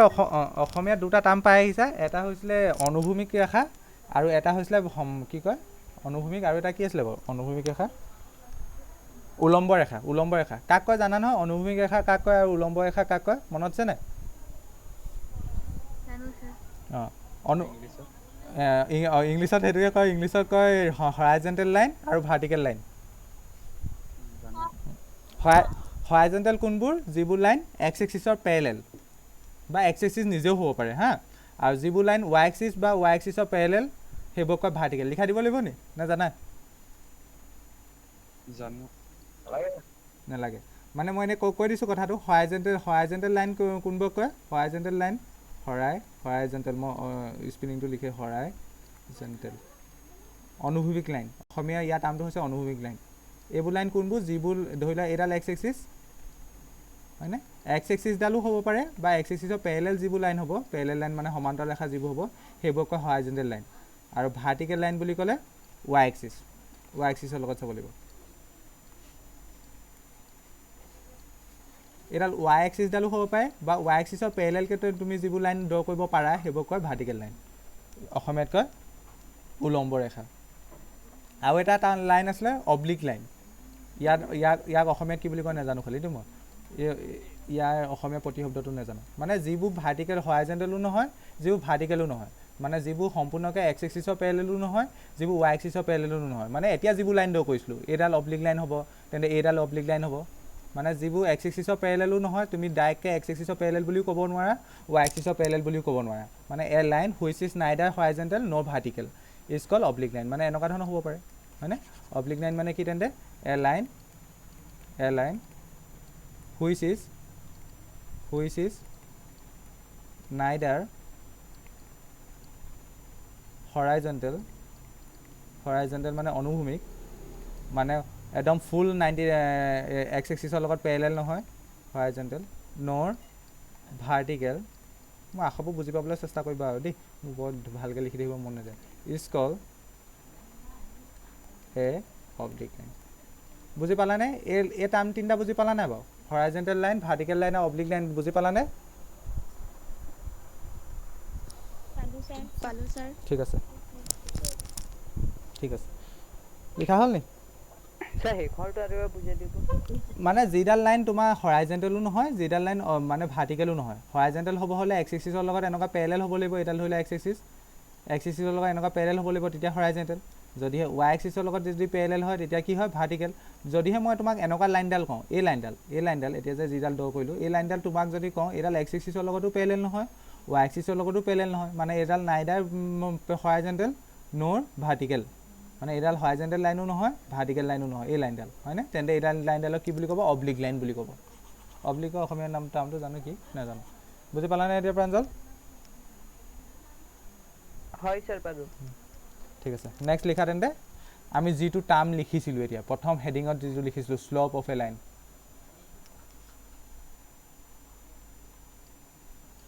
শ্লপ ইয়াৰ আৰু এটা টাৰ্ম আছে সেইটো হৈছে গ্ৰেডিয়েণ্ট পৰীক্ষাত কুৱেশ্যনত কেতিয়াবা শ্লপ বুলিও লিখিব পাৰে বা কেতিয়াবা গ্ৰেডিয়েণ্ট বুলিও লিখিব পাৰে কনফিউজ নহ'বা দুইটা বস্তু একেটাই শ্লপ অৰ গ্ৰেডিয়েণ্ট এডাল oblique or gradient of a line এইবোৰ সদায় লাইনৰ লগত ৰিলেটেড দেই সদায় লাইনৰ লগত ৰিলেটেড শ্লপ অসমীয়াত কয় নতি শুনিছেনে নতি বা প্ৰৱণতা অৰ গ্ৰেডিয়েণ্ট এতিয়া এইটো বুজি পাবলৈ তোমালোকে প্ৰথম বুজি পাব লাগিব এই ইনক্লাইনেশ্যন মানে কি সকলোৱে বুজি পালা নাই বাৰু মোক কোৱাচোন এইডোখৰলৈকে ইনক্লাইনেশ্যন মানে কি বাৰু বুজি পালা নহয় পালো স্যাৰ পালা সকলোৱে বুজি পালা হয় মানে ইনক্লাইনেশ্যন মানে এক্স এক্সিছৰ লগত ইনক্লাইনেশ্যন মানে বেছিকেলি এটা এংগুল হয়নে বেছিকেলি এটা এংগুল অ'কে এক্স এক্সিছৰ লগত মানে কিমান এংগুল কৰিছে সেইটোক জেনেৰেলি আমি কি আখৰ দিনত কৰোঁ থিটা এতিয়া সেই এংগুলটোকে যদি তুমি 10 লৈ লোৱা মানে সেই এংগুলটো যদি তুমি 10ৰ ৰেচিঅ' লৈ লোৱা মানে 10 থিটা লৈ লোৱা 10 লৈ লোৱা আৰু সেইটোকে কি বুলি কয় শ্লপ বুলি কয় শ্লপ মানে অন্য একো নহয় যদি তুমি ইনক্লাইনেশ্যন বুজি পোৱা শ্লপ একদম আছানিছে বুজি পাবা ইনক্লাইনেশ্যন মানে কি থিটা মানে কি এক্স এক্সিছৰ লগত লাইনডালে কিমান এংগুল কৰিছে কেনেকৈ চাব লাগে কি কৰিব লাগে মই সেইখিনি কথা ধুনীয়াকৈ ক'লোঁ পজিটিভ ডাইৰেকশ্যনত চাব লাগে এণ্টি ক্লকৱাইজ ডাইৰেকশ্যনত চাব লাগে আৰু সেইটো হৈছে থিটা মানে হৈছে ইনক্লাইনেশ্যন এতিয়া আৰু সেই থিটাটো যদি তুমি 10 লৈ লোৱা আমি জানো নহয় 10ৰ ৰেচিঅ' চাইন কছ 10 যদি লৈ লওঁ ধৰি লোৱা আমাৰ যদি থিটা ভেলু পালোঁ 45 ডিগ্ৰী হয়নে থিটা ভেলু ধৰি লৈছোঁ মই 45 ডিগ্ৰী তেন্তে মই যদি লিখোঁ 10 45 ডিগ্ৰী তেন্তে এইটোক কি বুলি ক'ব এইটোক সেই লাইনডালৰ শ্লপ বুলি ক'ব সেই লাইনডালক কি বুলি ক'ব শ্লপ বুলি ক'ব অনলি 45 ডিগ্ৰীটোক কি বুলি ক'ব ইনক্লাইনেশ্যন আৰু যদি 10 45 ডিগ্ৰী লওঁ তেতিয়া কি বুলি ক'ব শ্লপ মাতটো ভাঙিছে নি মোৰ যদিহে থিটা ভেলু মই যদি 30 লওঁ অ'কে যদিহে মই থিটা ভেলু 30 ডিগ্ৰী লওঁ তেতিয়া ইনক্লাইনেশ্যন হ'ব 30 ডিগ্ৰী আৰু আমাক যদি শ্ল'পৰ কথা কয় তেতিয়া শ্ল'প কিমান হ'ব 10 30 ডিগ্ৰী বুজি পালানে শ্ল'প কাক কয় ঠিক আছে শ্ল'প ইয়াৰ আৰু এটা টাৰ্ম আছে গ্ৰেডিয়েণ্ট দুটা অৰ্থ একেটাই গ্ৰেডিয়েণ্ট শ্ল'পো ক'ব পাৰে কেতিয়াবা বা কেতিয়াবা গ্ৰেডিয়েণ্টটো বুলি ক'ব পাৰে তেন্তে লিখি লোৱা পটককৈ ইফ কোৱা কেৱল 10 ল'ব লাগিব শ্ল'প কেৱল 10 শ্ল'প বুলি ক'লে সদায় 10 10ৰ বাহিৰে বেলেগ একো নাই ইফ থিটা ইজ দ্য ডেফিনেশ্যনটোতে সেইটো আছে ইফ থিটা is the ইনক্লাইনেশ্যন of a non-vertical line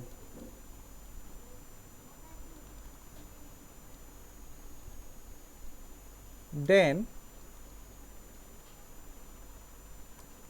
tan theta is called the slope of the line ইয়াৰ ওপৰতে মই লিখি দিলোঁ হা শ্লোপ অফ গ্ৰেডিয়েণ্ট বুলি কয় ইয়াত সেইকাৰণে লিখা নাই আৰু শ্লোপ অফ দ্য লাইন যদিহে এডাল লাইনৰ থিটাটো ইনক্লাইনেশ্যনটো যদি থিটা হয় আকৌ কৈছোঁ যদিহে এডাল লাইনৰ নন ভাৰ্টিকেল লাইনডাল যে মানে ধৰি লোৱা এক্স এক্সিছৰ লগত মানে এংগুল কৰিছে আৰু ঠিক আছে যদিহে এডাল লাইন আছে ধৰি লোৱা ইয়াত জেনেৰেলি অফ এ লাইন বুলি লিখিলেও কোনো ভুল নহয় অফ এ লাইন লিখিলেও ভুল নহয় ইফ থিটা is the inclination of a line then tan theta is called the slope of the line যদিহে এডাল লাইনৰ ইনক্লাইনেশ্যন থিটা হয় তেন্তে তাৰ যিটো টেন লৈ ল'ম তেতিয়া সেইটোকে শ্লোপ বুলি ক'ব ইট ইজ ডিনোটেড বাই যিসকলে এডভান্স পঢ়ি আহিছে তেওঁলোকে কোৱাচোন শ্লোপক কি আখৰে ডিনোট কৰে শ্লোপক কি আখৰে ডিনোট কৰে যিটো এডভান্সত কৰিছিলে সেইটোৱে কৰিব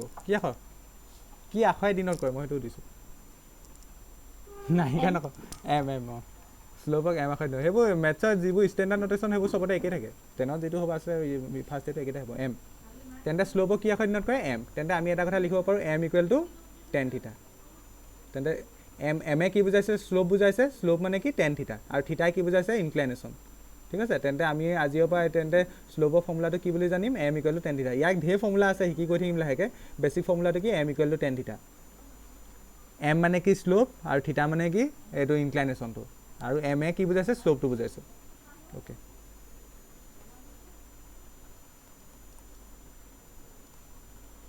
ধুনীয়াকৈ লিখি গৈ থাকিবা example find the slope of a line whose inclination is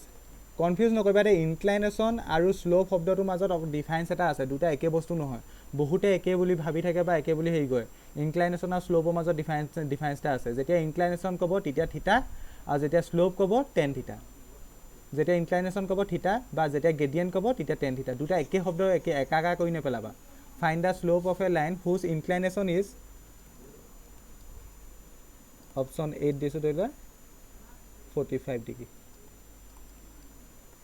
তোমাক এনেকুৱা এডাল লাইনৰ শ্লোপ উলিয়াব কৈছে যিডাল লাইনৰ ইনক্লাইনেশ্যন 45 ডিগ্ৰী মানে হিয়ে মই যদি কৰি দিবলৈ যাওঁ অংকটো হিয়ে থিটা ভেলু কিমান দি আছে থিটা ভেলু 45 ডিগ্ৰী হয়নে ইনক্লাইনেশ্যনক থিটা বুলি কয় theta value 45 degree then slope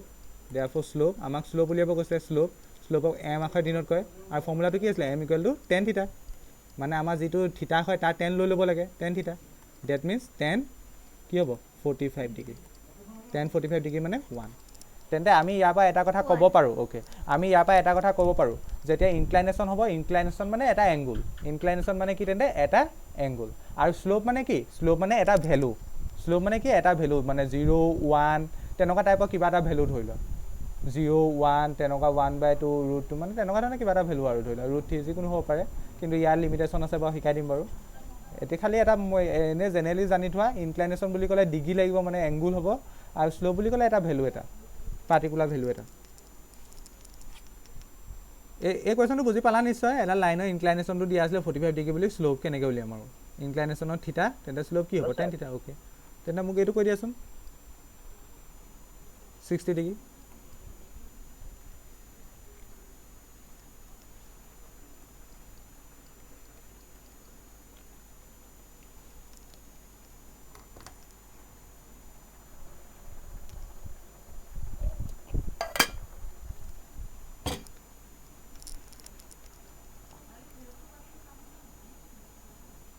ওলালে ইমান দেৰি লাগে নিদিওঁ ওলালে কিমান √3 অ'কে তেন্তে ইয়াৰ আনচাৰ √3 অ'কে অ'কে এতিয়া মোক এইটো কোৱা হা কি কৈছা অঁ 10 চালে হ'ল অঁ 10 চালে হ'ল অঁ 10 চালে হ'ল মানে ইয়াত এই কুৱেশ্যনটো থিটা ভেলু কিমান আছিলে থিটা ভেলু 60 ডিগ্ৰী তেন্তে ইয়াত এম মানে শ্লোপটো কিমান হ'ব 10 থিটা মানে 1060 মই লিখি দিছোঁ আৰু কোনোবাই নালিখাইছে লিখি লোৱা 1060 মানে কিমান √3 তেন্তে ইয়াৰ শ্লোপটো কিমান তেন্তে √3 এতিয়া মই দিছোঁ এংগুলটো 150 ডিগ্ৰী এতিয়া এই কুৱেশ্যনটো কৰিবলৈ তোমালোকক দৰকাৰ হ'ব এতিয়া ত্ৰিকোণমিতি কনচেপ্ট মই নিশিকা খালি আকৌ দেই ত্ৰিকোণমিতি অঁ ASTCও লাগিব মই সেইকাৰণে এটা ফৰ্মেটত গৈ আছোঁ যে প্ৰথম এইটো লেচন দেখিছা নাই কোনটো লেচন লগত কোনটো লেচন লিংক থাকে মইতো নাই নিশিকা আকৌ কোনোবাই যদি এতিয়া এইটো অংক এতিয়া এই পাৰ্টটো বুজি নাপালে মোক আকৌ নুসুধিবা আকৌ কেনেকৈ হ'ল এইটো যিসকলে ত্ৰিকোণমিতি শিকি আহিছে তেওঁলোকে নিজে পাৰিবা আৰু যিসকলে ত্ৰিকোণমিতি স্কিপ কৰি আহিছে তেওঁলোকে গ'ল আৰু আৰু তোমালোকে পৰীক্ষাত এতিয়া ফাৰ্ষ্ট ইয়েৰ হয়, ফাৰ্ষ্ট ইয়েৰ এই 45 ডিগ্ৰী 60 ডিগ্ৰী এনেকুৱা নিদিয়ে, এনেকুৱা 150 ডিগ্ৰী দিব, নহয়তো 210 ডিগ্ৰী দিব, তেনেকুৱা দিব। ডাইৰেক্ট এনেকুৱা ভেলু নিদিয়ে আকৌ দেই, এইটো মনত ৰাখিবা। শ্ল' বুলিয়ে বোলে তোমালোকক এনেকুৱা নিদিয়ে। অঁ এনেকুৱা কুৱেশ্যনত খুব কম নম্বৰ আহিব, 2 নম্বৰ বা 1 নম্বৰ দিব, বা এটা কুৱেশ্যন আহিব, কিন্তু এনেকুৱা ইজি ভেলুও নিদিয়ে। কোৱা ইয়াৰ আনচাৰ কোৱা। যদি থিটা 150 লওঁ কিমান হ'ব শ্লোপ?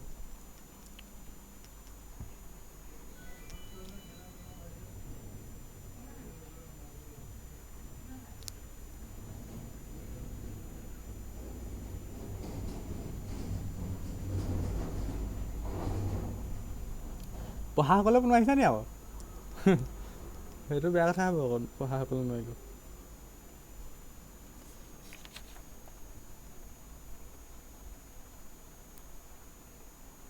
-√3 -√3 অকণমান ভুল হৈছে নি? So -1/√3. -1/√3 -1/√3 -1/√3 তেন্তে ইয়াত মই এনেই কৈ দিছোঁ বাৰু ওপৰে হিয়েৰ থিটা ইকুৱেল টু 150 ডিগ্ৰী। অ'কে, থিটা ভেলু 150 ডিগ্ৰী। তেন্তে আমাক শ্লোপ উলিয়াব কৈছে। শ্লোপ এম ইকুৱেল টু কিমান হ'ব? টেন থিটা মই ডাইৰেক্ট লিখিছোঁ আৰু 150 ডিগ্ৰী হ'ব। অ'কে, এতিয়া আমি 150 ডিগ্ৰী ভেলু আমি টেবুলত নাজানো নহয়। টেবুলত 0 ডিগ্ৰী ভেলু জানো, 30 ডিগ্ৰী ভেলু জানো, 45 ডিগ্ৰী ভেলু জানো, 60 ডিগ্ৰী জানো, আৰু কিমান জানো? 90 ডিগ্ৰী ভেলু জানো। তেন্তে 150 নাজানো। তেন্তে 150ক আমি এই ASTC ৰুল শিকিছিলোঁ যে 3rd চেপ্টাৰত, সেইটোৰ পৰা মানে হেৰি কৰিব লাগিব, কনভাৰ্ট কৰিব লাগিব। এতিয়া তুমি এইটো 150 কেনেকৈ লিখিব পাৰা? দুটা ধৰণে লিখিব পাৰা। কেনেকৈ লিখিব পাৰা? 90 ডিগ্ৰী প্লাছ 60 ডিগ্ৰী। 150 কেনেকৈ ভাঙি লিখিব পাৰিমনে? পাৰিম। কেনেকৈ ভাঙিব পাৰিম? 90 ডিগ্ৰী প্লাছ 60 ডিগ্ৰী। কোনো প্ৰব্লেম নাই। আমি 90 ডিগ্ৰী সাপেক্ষে লিখিব লাগে। কেনেকৈ লিখিব লাগে এইটো জানো নহয়। n × 90 প্লাছ থিটা, এই ফৰ্মেটটোত লিখিব লাগে। সদায় এংগুলটো এই ফৰ্মেটটোত লিখিব লাগে। n যিকোনো ভেলু হ'ব পাৰে। ইয়াত n ৰ ভেলু 1, মানে ইয়াত 1 × 90 ডিগ্ৰী প্লাছ থিটা, সেইটো কনচেপ্টত লিখিছোঁ। বুজি পালা আমাৰ? বা এনেকৈ বুজিব পাৰা 150 কেনেকৈ লিখিছোঁ? 90 ডিগ্ৰী প্লাছ থিটা। মানে ইয়াত n ৰ ভেলু কিমান? ইয়াত n ৰ ভেলু, ইয়াত হৈছে n ৰ ভেলু কিমান? 1। তেন্তে 1 হ'লে তেন্তে এইটো অড নাম্বাৰ হ'লে 10টো ক'লৈ কনভাৰ্ট হৈ যাব? কটলৈ কনভাৰ্ট হ'ব। 10টো ক'লৈ কনভাৰ্ট হ'ব? কটলৈ কনভাৰ্ট হ'ব। লগত আহিব 60 ডিগ্ৰী, যিটো এংগুল থাকে সেইটো আহিব cos 60 ডিগ্ৰী। বা এইটো 10তো এনেকুৱা ধৰণৰ ফৰ্মুলা শিকিছা। এতিয়া আমি ASTC ৰুলটো মতে চাব লাগিব। ASTC এতিয়া কোনটো ফৰ্মেটত পৰিব চোৱাচোন। 90কে ইয়ালৈকে গ'লোঁ, এবাৰ গ'লোঁ, তাৰপিছত 60 ডিগ্ৰী যোগ হৈছে। পাতি আহিছে। স্যাৰ মাতটো ফাটিছে পুৰা।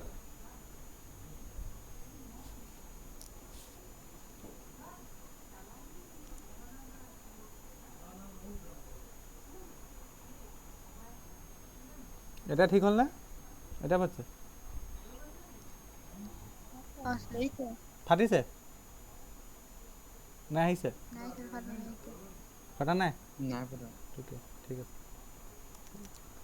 অ'কে, মই কি কৈ আছোঁ চোৱা।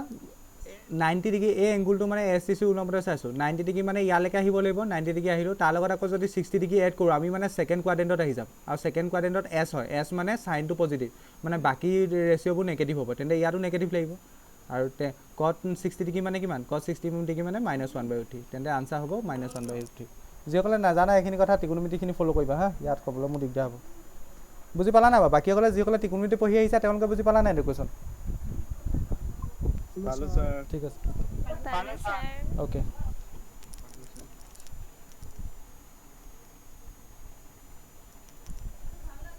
তেন্তে আমি ইয়াত দুটামান কথা এনেই মই মুখতে কৈ গৈছোঁ। এটা কথা হৈছে the slope of a horizontal line is কিমান হ'ব? এডাল হৰাইজেণ্টেল লাইনৰ শ্লোপ কিমান হ'ব? এডাল হৰাইজেণ্টেল লাইন এডাল আছে 0 ডিগ্ৰী। কেলৈ 0 হ'ব? কাৰণ হৰাইজেণ্টেল লাইনডালৰ আমি অলপ দেৰি আগত শিকি আহিছোঁ ইনক্লাইনেশ্যন কিমান হয়। হৰাইজেণ্টেল লাইনডালৰ ইনক্লাইনেশ্যন কিমান হয়? ইয়াত কাটি দিলোঁ চাগে, মই মুখতে কৈছিলোঁ বাৰু 0 হয়। তেন্তে ইয়াতে লিখি ল'ব পাৰা the slope of a horizontal line. এতিয়া আকৌ হৰাইজেণ্টেল লাইন কি নুসুধিবা আকৌ, যিবোৰ লাইন x এক্সিছৰ লগত পেৰেলেল। হৰাইজেণ্টেল লাইন ইজ মানে এইডাল ধৰি লোৱা x এক্সিছ হয় নাই, এইডাল ধৰি লোৱা y এক্সিছ, বা x এক্সিছডাল বা x এক্সিছৰ পেৰেলেল যিবোৰ লাইন হ'ব, এনেকুৱা লাইনবোৰ হ'ব, সেই লাইনবোৰে x এক্সিছৰ লগত কোনো ধৰণৰ এংগুল নকৰে। এংগুল নকৰে মানে ইয়াত ইনক্লাইনেশ্যন মানে যাক আমি থিটাই ডিন'ট কৰোঁ, থিটা ডিগ্ৰী হ'ব, থিটা ভেলু হ'ব 0 ডিগ্ৰী হ'ব। সদায় হৰাইজেণ্টেল লাইনৰ ইনক্লাইনেশ্যন কিমান হয় 0 ডিগ্ৰী তেন্তে শ্লোপ বুলি ক'লে সেই 0ৰ মানে 10ৰ ৰেচিঅ'টো ল'ব লাগিব মানে 10 0 আৰু 10 0 মানে কিমান 0 তেন্তে হৰাইজেণ্টেল লাইনডালৰ শ্লোপ কিমান হ'ব 0 ডিগ্ৰী কেতিয়াবা 1 নম্বৰ কাৰণে সুধিব পাৰে the slope of a horizontal line কিমান 0 ডিগ্ৰী যদিহে ক'লেহেঁতেন the inclination of a horizontal line তেতিয়া কিমান হ'ব বাৰু মোক কোৱাচোন 0 কোৱাচোন এই কুৱেশ্যনটোকে যদি অঁ এই কুৱেশ্যনটো তেতিয়া ডিগ্ৰী লগাব লাগিব বুজি পালানে যদিহে শ্লোপ সোধে ডিগ্ৰী লগাব নালাগে যদিহে ইনক্লাইনেশ্যন সোধে তেতিয়া ডিগ্ৰী লগাব লাগিব বুজি পাইছা নাই বাৰু কথাটো মানে মই এইটো কথা কৈ আছোঁ ইনক্লাইনেশ্যন এটা এংগুল আৰু শ্লোপ হৈছে এটা ভেলু ইনক্লাইনেশ্যন হৈছে এটা এংগুল আৰু শ্লোপ হৈছে এটা ভেলু এইডোখৰলৈ কাৰোবাৰ কনফিউজ আছে নি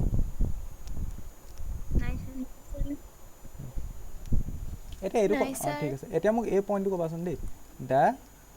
slope of A vertical line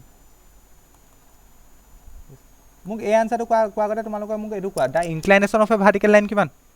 এডাল ভাৰ্টিকেল লাইনৰ ইনক্লাইনেশ্যন কিমান ভাৰ্টিকেল লাইন মানে যিবোৰ y axis of parallel 90 degree okay আমি ইনক্লাইনেশ্যন শিকি আহিছোঁ 90 ডিগ্ৰী তেন্তে তাৰ শ্লোপ কিমান হ'ব 90 ডিগ্ৰী শ্লোপ কিমান হ'ব 1090 মানে ভেলুটো কিমান হ'ব এইটো কোৱা 90 হ'ব ইনফিনিটি কিমান 10 90 কিমান দিয়ে স্যাৰ ইনফিনিটি বা ক'ব মেথছৰ ভাষাত ক'ব গ'লে নট ডিফাইন ইনফিনিটিতকৈ নট ডিফাইনটো ইউজ কৰিবা নট ডিফাইন তেন্তে এডাল ভাৰ্টিকেল লাইনৰ শ্লোপ কিমান নট ডিফাইন এডাল ভাৰ্টিকেল লাইনৰ শ্লোপটো আমি উলিয়াব নোৱাৰোঁ কাৰণ এডাল ভাৰ্টিকেল লাইনৰ ইনক্লাইনেশ্যন হৈছে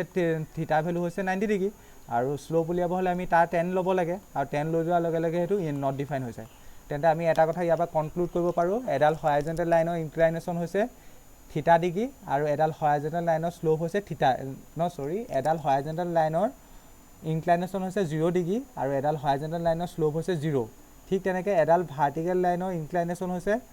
90 ডিগ্ৰী কিন্তু এডাল ভাৰ্টিকেল লাইনৰ আমি শ্লোপটো উলিয়াব নোৱাৰোঁ কাৰণ শ্লোপ উলিয়াব হ'লে আমি তাৰ 10 ল'ব লাগে আৰু 10 90 ল'লে সেইটো নট ডিফাইন হৈছে লিখি লোৱা তেন্তে এই দুটা পইণ্ট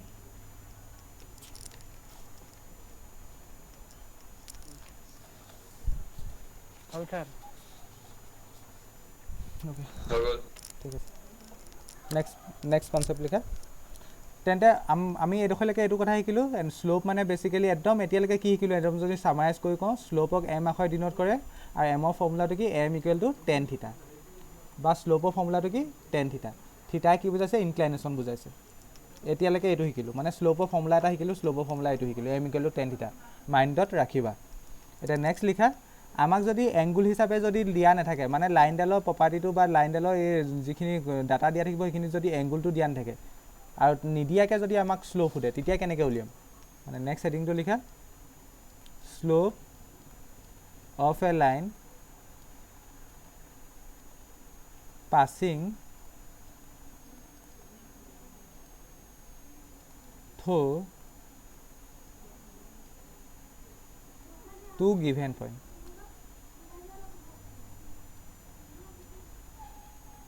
সদায় এটা কথা মনত ৰাখিবা শ্লোপ বুলি ক'লে সদায় এডাল লাইনৰ শ্লোপ উলিয়াব লাগিব তেন্তে শ্লোপ বুলি ক'লে অফ এ লাইনটো আহিবই slope of a line passing through two given point এতিয়া লাইনডাল যিডাল লাইন কৈছে লাইনডালে এক্স এক্সিছৰ লগত কিমান এংগুল কৰিছে সেইটো আমাক কৈ দিয়া নাই যদিহে কৈ দিলেহেঁতেন তেন্তে তাৰ 10 লৈ লোৱাহেঁতেন তেন্তে শ্লোপ ওলাই গ'লহেঁতেন আমি এতিয়া আমাৰ শ্লোপ উলিয়াব কৈছে সেইটো হয়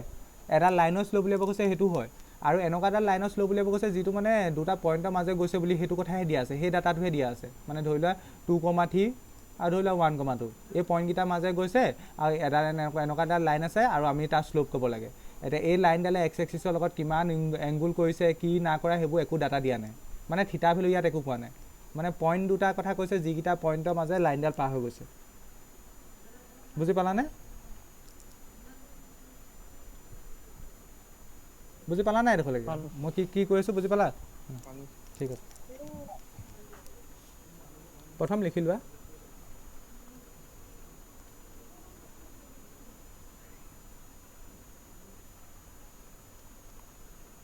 the slope of a non-vertical line passing through the points A x1, y1 and b x2, y2 is given by এটা বেসিক্যালি স্লোপক m আখৰ দিনত কৰিব হেতুটো আমি জানোৱে হয়নে equal to y2 minus y1 divided by x2 minus x1 যদিহে আমাৰ ইনক্লাইনেশ্যন দিয়া থাকে মানে থিটা দিয়া থাকে তেতিয়া স্লোপ কেনেকৈ উলিয়ায় tan ল'ব লাগে tan থিটা যদি আমাৰ ইনক্লাইনেশ্যন দিয়া নাথাকে মানে থিটা ডিগ্ৰী দিয়া নাথাকে অনলি পইণ্ট দুটা দিয়া আছে যি দুটা পইণ্টৰ মাজে লাইনডাল পাৰ হৈ গৈছে তেতিয়া স্লোপ উলিয়াবলৈ আমি এই ফৰ্মুলাটো ইউজ কৰোঁ এই ফৰ্মুলাটো কি m ইকুৱেল টু m মানে স্লোপ ইকুৱেল টু ওপৰত আহে মানে y কোঅৰ্ডিনেটকেইটা বিয়োগ কৰিব লাগে y2 minus y1 ডিভাইডেড বাই তলত আহে x2 minus x1 তেন্তে এইটো হৈছে স্লোপৰ দ্বিতীয়টো ফৰ্মুলা প্ৰথম ফৰ্মুলাটো শিকিলোঁ m ইকুৱেল টু tan থিটা তেন্তে স্লোপৰ দ্বিতীয়টো ফৰ্মুলা কোনটো y2 minus y1 divided by x2 minus x1 এই ফৰ্মুলাটো কেতিয়া ইউজ হ'ব ধৰি লোৱা এডাল লাইনৰ কথা দিয়া আছে সেই লাইনডাল a পইণ্ট মানে x1, y1 ৰ মাজে পাছ হৈছে বুলি কৈছে আৰু b পইণ্ট x2, y2 মাজে পাছ হৈছে বুলি কৈছে আৰু এই লাইনডালৰ কথা একো ইনফৰমেশ্যন দিয়া নাই এই লাইনডালে x এক্সিছৰ লগত কিমান এংগুল কৰিছে কিমান না কৰা মানে ইনক্লাইনেশ্যনৰ একো কথা দিয়া নাই তেতিয়া আমি এই ফৰ্মুলাটোৰ দ্বাৰা স্লোপ উলিয়াব পাৰোঁ এই ফৰ্মুলাটো কি y2 minus y1 divided by x2 minus x1 এতিয়া মই ইয়াৰ প্ৰুফটো কৈ দিম বাৰু কেনেকৈ হয়নো প্ৰথম এইটো লিখিলোঁ আৰু কিবা বুজি পালা নাই কোৱা সেইটো প্ৰুফটো তোমালোকৰ কিতাপতো দিয়া আছে বাৰু হ'লেও এইটো ইয়াৰ প্ৰথম প্ৰুফ হিচাপে মই এইটো কৈ দিছোঁ বাৰু যাৰ স্কুলত পঢ়াইছে ইয়াৰ প্ৰুফবোৰ কৰাইছে নাই তোমালোকৰ কলেজত যাৰা পঢ়াই আছে এতিয়া অলৰেডি স্যাৰ নাই কৰা আমাৰ কৰাইছে প্ৰুফ কৰাইছে মই কৈ দিছোঁ বাৰু প্ৰুফখিনি লাগে ন ইয়াৰ প্ৰুফ আহিব পৰীক্ষাত টেনশ্যন নালাগে বাৰু ইয়াৰ প্ৰুফ বা আৰু এটা চেপ্টাৰ আছিলে যে ত্ৰিকোণমিতি প্ৰুফ এইবোৰ প্ৰুফবোৰ আহে আৰু প্ৰুফ আহে মানে এই ফৰ্মুলাটো প্ৰুফ মানে m ইকুৱেল টু এইটো কেনেকৈ হ'লগৈ কেনেকৈ পালোঁ সেই কথাখিনি প্ৰুফ লিখিম এতিয়া প্ৰুফখিনি মই এইখন পেজৰ পৰা ষ্টাৰ্ট কৰোঁ হা এইখন পেজৰ পৰা তোমালোকে বহীখনৰ তললৈ যাবা আকৌ জেগা এৰি থৈ নাযাবা মই ইয়াত লিখিছোঁ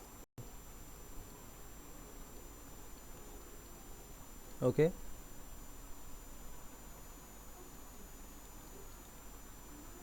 আমি জেনেৰেলি ছিষ্টেমটো আঁকি লৈছোঁ তেতিয়া কথাখিনি লিখিবলৈ সুবিধা হ'ব মোৰ বেকা বেকি হ'ব তোমালোকে স্কেল লৈ ধুনীয়াকৈ আঁকিবা এডাল x এক্সিছ x ডেছ y এক্সিছ y ডেছ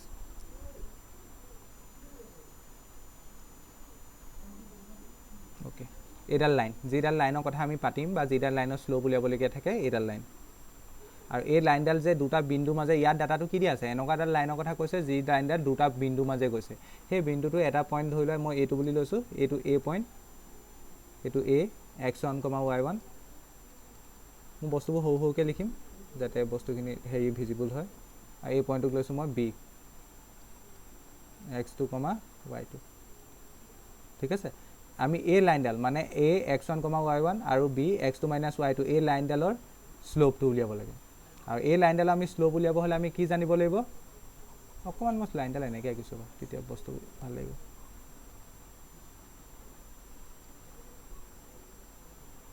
থিয়কৈ আঁকিছোঁ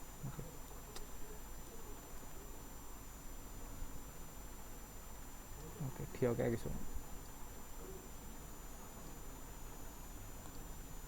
দুটা পইণ্টৰ মাজে পাৰ হৈ গৈছে প্ৰথম পইণ্টটো a x1, y1 আৰু দ্বিতীয় পইণ্টটো b x2, y2 এতিয়া এই লাইনডালৰ শ্লোপ উলিয়াব লাগে তেন্তে শ্লোপ উলিয়াবলৈ আমি জেনেৰেল ফৰ্মুলাটো জানো m ইকুৱেল টু tan থিটা বেছিক ফৰ্মুলা এইটোৱে আৰু এতিয়া শ্লোপ উলিয়াব হ'লে আমি তেন্তে কি জানিব লাগিব এই ভেলুটো জানিব লাগিব এই ইনক্লাইনেশ্যনটো জানিব লাগিব এই থিটাটো জানিব লাগিব ইয়াতো লাইনডালৰ শ্লোপ উলিয়াব মানে থিটা ভেলুটো জানিবই লাগিব থিটা ভেলুটো জানিব লাগিব মানে x এক্সিছৰ লগত কিমান এংগুল কৰিছে ইনক্লাইনেশ্যনটো যদি জানো তাৰ টেনৰ ৰেচিঅ'টো গম পাই গ'লে আমি শ্লোপ গম পাই যাম ঠিক আছে এতিয়া লাইনডাল এনেকুৱা ধৰণৰ কিন্তু লাইনডালৰ আমাৰ ডাইৰেক্ট থিটা ভেলুটো দিয়া নাই তেন্তে আমি অকণমান মাথা লগাই কেনেকৈ হয়নো সেইখিনি চাম আৰু কিন্তু আমি শ্লোপ উলিয়াবলৈ সদায় মনত ৰাখিবা m ইকুৱেল টু tan থিটা এই ফৰ্মুলাটো ইউজ হয় আৰু য'ত থিটা মানে ইনক্লাইনেশ্যন এতিয়া এই লাইনডালৰ থিটা এইটো হ'ব ধৰি লোৱা আমি পজিটিভ ডাইৰেকশ্যন এনেকৈ জুখিম ছবিটো এনেকুৱাকৈ এইডোখৰলৈকে আঁকি ল'বা তাৰপিছত এতিয়া আমি দুটামান কনষ্ট্ৰাকশ্যন কৰিব লাগে প্ৰথম কনষ্ট্ৰাকশ্যনটো আমি টেনতো এনেকুৱা ধৰণৰ কনষ্ট্ৰাকশ্যন কৰিছোঁ ইয়াৰ পৰা এডাল পাৰ্পেণ্ডিকুলাৰ এটা ৰাখিম x এক্সিছৰ ওপৰত ঠিক আছে ইয়াৰ পৰা পাৰ্পেণ্ডিকুলাৰ এটা লাগিছোঁ x এক্সিছৰ ওপৰত যাৰ নাম দিছোঁ ধৰি লোৱা l এডাল পাৰ্পেণ্ডিকুলাৰ ঠিক তেনেকৈ বি পইণ্টৰ পৰা এডাল পাৰ্পেণ্ডিকুলাৰ আঁকিছোঁ এক্স এক্সিছৰ ওপৰত এইকেইটা কনষ্ট্ৰাকশ্যন হয় নাম দিছোঁ ধৰি লোৱা এম হ'ল তাৰপিছত এ পইণ্টৰ পৰা এডাল পাৰ্পেণ্ডিকুলাৰ আঁকিম এই বি এমৰ ওপৰত যাৰ নাম দিছোঁ ধৰি লোৱা এম ছবিটো মেইন ছবিটো এই বগাডোখৰলৈকে আছিলে মানে এক্স এক্সিছ ৱাই এক্সিছ আছিলে তাৰপৰা এই লাইনডাল আছিলে এই লাইনডাল এ x1, y1 B x2, y2 পইণ্টৰ মাজে পাৰ হৈ গৈছে এই লাইনডালৰ আমি এতিয়া শ্লোপ উলিয়াব লাগে তেন্তে শ্লোপ উলিয়াব হ'লে আমি প্ৰথম কথা জানিব লাগিব থিতা জানিব লাগিব থিতা জনা মানে এই ভেলুটো জনা তাৰপিছত 10 লৈ ল'লে শ্লোপ আহি যাব তেন্তে সেই বস্তুখিনি কৰিবলৈ বা সেই বস্তুখিনিকে মডিফাই কৰি অংকটো মানে প্ৰুফ কৰিবলৈ আমি দুটামান কনষ্ট্ৰাকশ্যন কৰিছোঁ প্ৰথম এই পইণ্টৰ পৰা এডাল পাৰ্পেণ্ডিকুলাৰ আঁকিছোঁ কাৰ ওপৰত এক্স এক্সিছৰ ওপৰত যাৰ নাম দিলোঁ এ এল আৰু বি পইণ্টৰ পৰা এডাল পাৰ্পেণ্ডিকুলাৰ আঁকিছোঁ বি এম আৰু এৰ পৰা এডাল পাৰ্পেণ্ডিকুলাৰ আঁকিলোঁ এ এন ঠিক আছে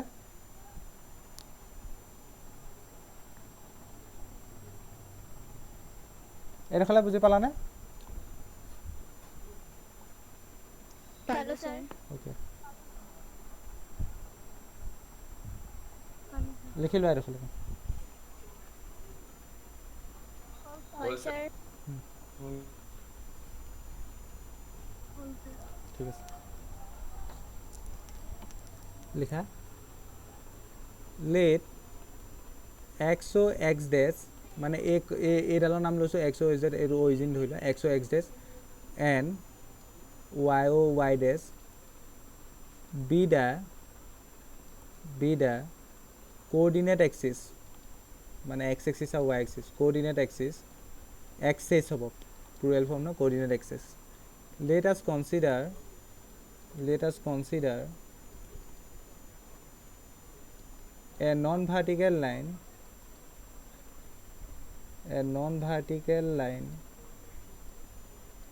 CAB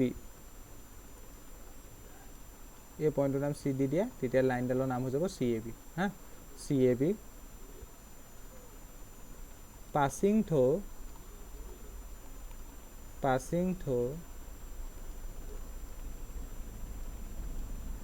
the point বাপৰে লগৰবোৰে ইমান ফোন কৰি আছে তিনিটাই ফোন কৰিলে মোক এতিয়ালৈকে কিবা ইম্পৰ্টেণ্ট ৰিজাল্ট ওলাইছে নি হা passing through the points class কৰি থ'ব লাগিব এ x1, y1 and b x2, y2 আমি ইয়াত যিখিনি ড কৰিলোঁ সেইখিনিকে লিখিছোঁ এক্স অ' এক্স ডেছ মানে এ এক্সিছডাল ৱাই অ' ৱাই ডেছ মানে এইডাল এক্সিছ বিটা কোঅৰ্ডিনেট এক্সিছ সেইটো বুজি পাইছা সকলোৱে let us consider a non vertical line এইডালক নন ভাৰ্টিকেল লাইন হয় এইডালক লৈছোঁ যাৰ নাম CAB মানে CAB passing through the point a পইণ্টৰ মাজে পাছ হৈছে আৰু বি পইণ্টৰ মাজে পাছ হৈছে ঠিক আছে তাৰপৰা let theta be its inclination আৰু আমি ধৰি লৈছোঁ সেই লাইনডালৰ যিডাল লাইনৰ আমি শ্লোপ উলিয়াব লাগে সেই লাইনডালৰ আমি প্ৰথম জানিব লাগিব ইনক্লাইনেশ্যন আৰু ইনক্লাইনেশ্যনটো থিতা বুলি ধৰি লৈছোঁ এইডোখৰলৈ কাৰোবাৰ ডাউট আছে নি নাই স্যাৰ আৰু এতিয়া আমি ড্ৰকেইটা কি কৰিলোঁ সেইটো লিখি দিম লেট আছ ড্ৰ কি ড্ৰ কৰিলোঁ বাৰু a l perpendicular o' x এইটো পইণ্টক যদি অ' লওঁ o' x comma b m perpendicular o' x n a n perpendicular b m then তোমালোকে মোক ছবিটোৰ এটা কথা কোৱাচোন ভালকৈ চাবা দেই ভালকৈ ছবিটো চাবা জ্যামিতি কনচেপ্ট 10ৰ জ্যামিতি কনচেপ্ট 10 নে 9ৰ জ্যামিতি কনচেপ্ট যদিহে এই এংগুলটো যদি থিতা হয় থিতা মানে কি মানে যে ইনক্লাইনেশ্যন এইটো থিতা যদি হয় মানে এক্স এক্সিছৰ লগত লাইনডালে কৰা এই পজিটিভ ডাইৰেকশ্যনৰ এংগুলটো যদি থিতা হয় তেন্তে এই ইয়াত যে এটা ট্ৰাইংগুল এটা যে প্ৰডিউচ হৈছে ANB বা ABN যিয়ে নাম নোকোৱা লাগিলে ABN বুলি ক'লেও হ'ব ABN ইয়াত এই এংগুলটো কিমান হ'ব বাৰু যদিহে এই এংগুলটো থিতা হয় এই এংগুলটো কিমান হ'ব বাৰু এই এংগুলটো মই ৰঙা যে এতিয়া কৰি দেখাইছোঁ থিতা হ'ব ৰিজনটো দিব পাৰিবানে ভেলিড ৰিজনটো কি কাৰণে থিতা হ'ব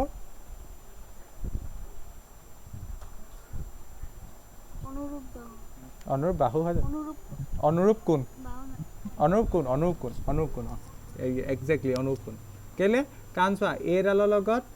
এনডাল পেৰেলেল বুলি ধৰা এই এক্স এক্সিছ আৰু এইডাল পেৰেলেল হ'ব অবভিয়াছলি আৰু এইডাল ছেডক তোমালোকে 9ত শিকিছিলা নহয় যদিহে দুডাল লাইন থাকে দুডাল লাইন যদি পেৰেলেল হয় আৰু তাক যদি এডাল এনেকৈ শ্বেডকে যদি ছেট কৰে তেতিয়া একেফালে থকা মানে একে ধৰণৰ কোণবোৰক অনুপ কোণ বুলি কয় আৰু সেইবোৰ সমান হয় মানে এই কোণটোৰ লগত এই কোণটো অনুপ কোণ এই তলৰ কোণটোৰ লগত এই তলৰ কোণটো অনুপ কোণ ঠিক তেনেকৈ ইয়াত এই এক্স এক্সিছডালৰ লগত এই তলৰ লাইনডালৰ লগত এইডাল পেৰেলেল এই এনডাল পেৰেলেল এই লাইনডাল আৰুকৈ গৈছে বুলি ধৰিব পাৰোঁ এনেকৈ গৈছে বুলি ধৰিব পাৰোঁ তেন্তে এই বগা লাইনডাল ছেদক তেন্তে এই কোণটো থিতা হ'লে এই কোণটো কি হ'ব থিতা হ'ব ঠিক আছে এই কোণটো কি হ'ব থিতা হ'ব আৰু তাৰ ৰিজনটো হৈছে অনুৰূপ কোণ তেন্তে angle B A N equal to কি হ'ব এংগুল বি এ এন মানে এইটো দেই এংগুল বি এ এন মানে এইটো equal to angle A C x অকণমান জামিতিত সোমাইছে আৰু বুজি নাপালে ক'বা এ চি এক্স মানে এই এংগুলটো ইকুৱেল টু থিতা আৰু ব্ৰেকেটৰ কাৰণটো কি অনুৰূপ কোণ এতিয়াতো আমি অসমীয়াত অনুৰূপ কোণ বুলি লিখিলে নহ'ব ইংলিছত লিখিব লাগিব ইংলিছত কি বুলি কয় বাৰু অনুৰূপ কোণক কি বুলি কয় কোনোবাই জানা corresponding angles yes corresponding angles নাজানাসকলে মনত ৰাখি ল'বা অনুৰূপ কোণক কয় corresponding angles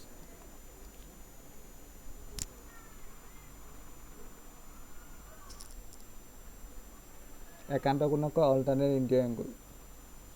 এইডোখৰলৈকে কিবা আছে নি সুধা নাই যদি মই পাছলৈ আগবাঢ়িম কিবা আছে নি এইডোখৰলৈকে নাই এতিয়া মোক এটা কথা কোৱাচোন এই লাইনডালৰ আমি বগা লাইনডালৰ কি বিচাৰিবলৈ গৈছোঁ এম বিচাৰিবলৈ গৈ থকা মানে আমি কি বিচাৰিবলৈ গৈছোঁ ডেট মিনছ টেন থিটা বিচাৰিবলৈ গৈ আছোঁ হয়নে নহয় সেইডোখৰলৈ এইটো সকলোৱে বুজি পাইছা এই বগা লাইনডালৰ আমি শ্লোপ বিচাৰিব গৈছোঁ আৰু শ্লোপ মানে আমি জানো টেন থিটা এক মিনিট ৰ'বাচোন ফোন এটা আহিছে এক মিনিট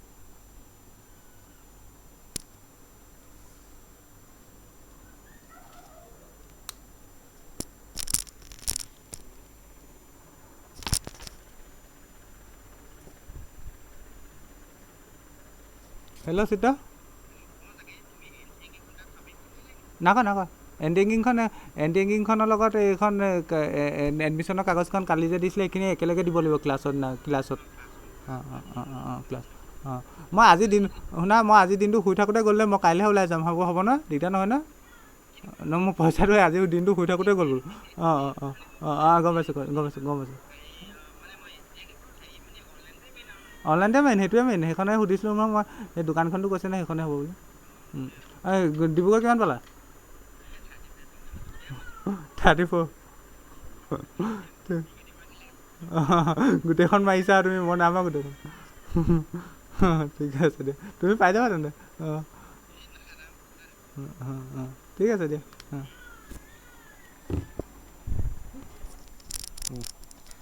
ঠিক আছে তেন্তে এইটো তেন্তে হ'ব কৰেছপণ্ডিং এংগুল তেন্তে আমি এই লাইনডালৰ বগা লাইনডালৰ শ্লোপ উলিয়াব লাগে শ্লোপ উলিওৱা মানে মই কি কৈছোঁ ইনক্লাইনেশ্যন জানিব লাগিব ইনক্লাইনেশ্যনটো ইয়াত ধৰি ল'লোঁ থিতা বুলি তেন্তে থিতা বুলি ধৰিলোঁ যদি আমি শ্লোপ উলিয়াব লাগে মানে ডাইৰেক্ট আমি বেছিকেলি টেন থিতা উলিয়াই দিওঁ যদি আমাৰ কাম হৈ যাব আমি তেন্তে ইয়াত কি উলিয়াম টেন থিতা তেন্তে টেন থিতা কেনেকৈ উলিয়াম চোৱা from the right angle triangle ইয়াত এটা ৰাইট এংগুল ট্ৰাইংগুল এটা আছে from right angle triangle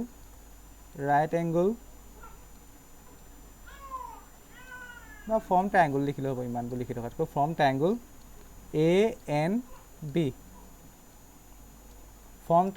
ANB এই ট্ৰাইংগুলটো দেখিছানে ANB এই ট্ৰাইংগুলটো দেখিছানে এই ট্ৰাইংগুলটো থিতা এংগুলটো আছে তেন্তে যদি আমি ইয়াত টেনটো উলিয়াই দিব পাৰোঁ সেইটোৱে শ্লোপ হ'ব হয়নে টেন থিতা আমি যিটো উলিয়াব গৈ আছোঁ আমাক কি লাগে শ্লোপ লাগে বগা লাইনডালৰ তেন্তে তাৰ ইনক্লাইনেশ্যনটো থিতা তেন্তে তাৰ টেন থিতাটো যদি উলিয়াব পাৰোঁ সেইটোৱে শ্লোপ হ'ব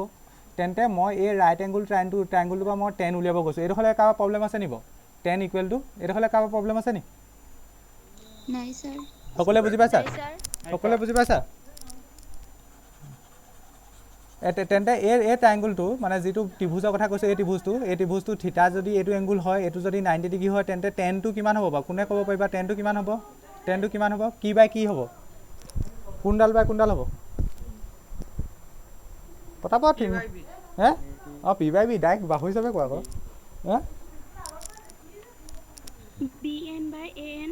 BN by AN yes BN by AN মানে কি আছিলে উন্নতি বাই ভূমি উন্নতি ইয়াত কি BN by AN মানে চলেমনে কোৱা নিচিনা P by B P মানে BN আৰু B মানে AN তেন্তে টেন থিতা ইয়াত কি হ'ব BN by AN এইটো টেনৰ ফৰ্মুলাটো ক টেন থিটাকে টেন কেনেকৈ উলিয়াই চাইন কেনেকৈ উলিয়াই ট্ৰাইংগুলো এনেকুৱা ট্ৰাইংগুলো নাই নেকি বাৰু এই ট্ৰাইংগুলো আমি টেনত ত্ৰিকোণমিতি শিকা নাই নেকি বাৰু এইটো যদি থিটা হয় তেন্তে টেন থিটা কিমান হ'ব টেন থিটা এইডাল বা এইডাল হ'ব বুজি পাইছানে আমি টেন থিটা উলিয়াইছোঁ কাৰণ আমাৰ এই অংকটোত কি উলিয়াবলৈ গৈছোঁ আমি শ্লোপ উলিয়াব গৈছোঁ শ্লোপ মানে এম মানে টেন থিটা আৰু টেন থিটা উলিয়াবলৈ যিহেতু এংগুলটো থিটা জানো তেন্তে এই ট্ৰাইংগুলটো যদি টেন থিটা উলিয়াওঁ কি হ'ব BN/AN হ'ব এইডোখৰলৈ কাৰোবাৰ কনফিউজ আছে নি নাই নাই ছাৰ ঠিক আছে তেন্তে আমি এটা কথা চোৱাচোন এতিয়া BN মানে এইডোখৰ ইয়াৰ পৰা এইডোখৰ ঠিক আছে এইডোখৰক মই এতিয়া অকণমান বেলেগ ধৰণে লিখিব পাৰিম কেনেকৈ লিখিব পাৰিম ভালকৈ চাবাচোন গোটেইডাল হৈছে BM গোটেইডাল হৈছে BM হা গোটেইডাল হৈছে BM মই কেলৈ লিখিছোঁ অকণমান দেৰিকৈ বুজি পাই যাবা আৰু যদি টেনৰ এনেকুৱা প্ৰুফকেইটা শিকি আহিছে তেওঁলোকেতো লগালগ বুজি পাবা গোটেইডাল BM BM মাইনাছ এই তলৰডোখৰ মানে NM ডিভাইডেড বাই এই কথাটো বুজি পালানে মই BMৰ জেগাত মানে মই এইডোখৰ জেগাত ইয়াৰ পৰা এইডোখৰ জেগাত মই কি লিখিছোঁ এই গোটেইডোখৰ মানে BM তাৰ পৰা যদি এই তলৰ পাতটো যদি বিয়োগ কৰি দিওঁ তেন্তে তেতিয়াও ওপৰডোখৰ থাকিব অনলি BN-ডাল থাকিব মানে মই কি কৰিছোঁ গোটেই BMৰ পৰা মানে ইয়াৰ পৰা ইয়ালৈকে তাৰ পৰা যদি এই তলৰ পৰ্চনটো বিয়োগ কৰি দিওঁ মানে NMটো বিয়োগ কৰি দিওঁ তেতিয়া BN থাকিব তেন্তে মই BN-ৰ জেগাত BM মাইনাছ NM লিখিব পাৰিম নাই কোৱাচোন মোক এইডোখৰলৈ বুজি পালা নাই কোৱাচোন এইডোখৰলৈ বুজি পালা নাই পাইছা সকলোৱে বুজি পাইছা এতিয়া অঁ ঠিক আছে এতিয়া এই বি পইণ্টৰ ৰেচপেক্টত মোক কোৱাচোন অ' পৰা এমলৈকে কিমানটো ডিষ্টেঞ্চ বাৰু অ' পৰা এমলৈকে এইটো কিমানটো ডিষ্টেঞ্চ অ' পৰা এমলৈকে বি পইণ্টটো পাব হ'লে আমি কিমান আহিছোঁ X2 আহিছোঁ অ' পৰা এমলৈকে X2 আহিছোঁ আমি কোঅৰ্ডিনেট ছিষ্টেম জানো নহয় এনেকুৱা ধৰি লোৱা এনেকৈ পইণ্ট এটা থাকিলে ধৰি লোৱা তাৰ কোঅৰ্ডিনেট ধৰি লোৱা BX2, Y2 ঠিক আছে তেন্তে আমি ইয়াৰ পৰা ইয়ালৈকে এইটো যিমানটো আহোঁ সেইটো হ'ব X কোঅৰ্ডিনেট মানে X2 আৰু ওপৰলৈ যিমানটো যাওঁ সেইটো হৈছে Y কোঅৰ্ডিনেট Y কোঅৰ্ডিনেট মানে ধৰি লোৱা Y2 ঠিক তেনেকৈ ইয়াত বি পইণ্টটো পাব হ'লে আমি X-ত কিমান আহিছোঁ ইয়াৰ পৰা ইয়ালৈকে X2 হয়নে আৰু ওপৰলৈ যিমানটো যাম মানে ইয়াৰ পৰা ওপৰলৈ যিমানটো যাম এইটো কি হ'ব Y2 হ'ব এইডোখৰলৈ বুজি পাইছা নাই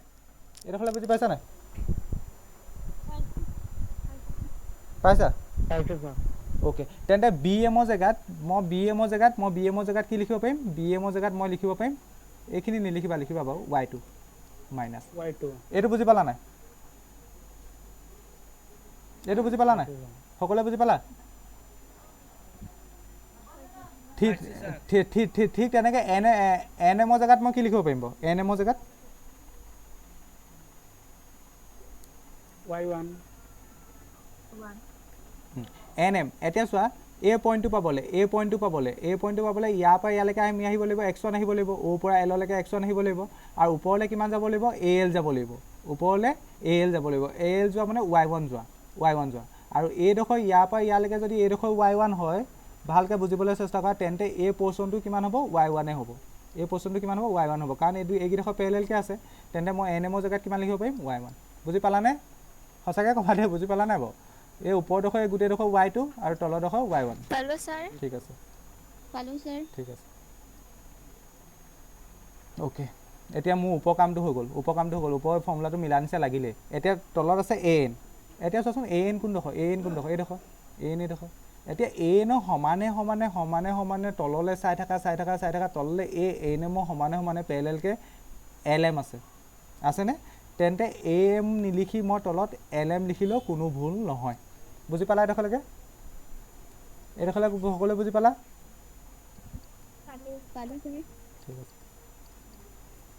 ঠিক আছে তেন্তে LM আছে এতিয়া LMকো আমি ভাগ কৰি দিব পাৰোঁ LM মানে ইয়াৰ পৰা এইডোখৰ LM তেন্তে LMক মই দুটা ভাগ কৰিব পাৰোঁ LMক কেনেকৈ ভাগ কৰিব পাৰোঁ প্ৰথম অ' পৰা অহা এমলৈকে তাৰ পৰা OLটো মাইনাছ কৰি দিয়া মানে OM মাইনাছ OL ঠিক আছে LMৰ জেগাত কি লিখিছোঁ অ' পৰা এমলৈকে আহিলোঁ তাৰপৰা যদি OLটো মাইনাছ কৰি দিওঁ এইডোখৰ মাইনাছ কৰি দিওঁ তেতিয়া LM থাকিব হয়নে এইডোখৰলৈ বুজি পালা নাই অ'কে অথনি আমি অকণমান দেৰি আগত শিকাইছিলোঁ BMৰ জেগাত BMৰ ভেলু কিমান BMৰ ভেলু মানে BM মানে ওপৰলৈ কিমান গৈছে Y2 তেনে BMৰ জেগাত Y2 মাইনাছ NMৰ ভেলু কিমান NMটো AL সমান Y1 ওপৰত Y1 ডিভাইডেড বাই OM এতিয়া OM চাব লাগে OM কিমান হ'ব বাৰু কোনোবাই ক'ব পাৰিবা নি OM কিমান হ'ব হা অঁ অ'ৰ পৰা ইয়ালৈকে কিমান আহিছে x2 হ'ব অ'কে অ' এমৰ জেগাত x2 আহিব x2 আহিব মাইনাছ অ' এলৰ জেগাত কিমান হ'ব x1 x1 অ'কে F1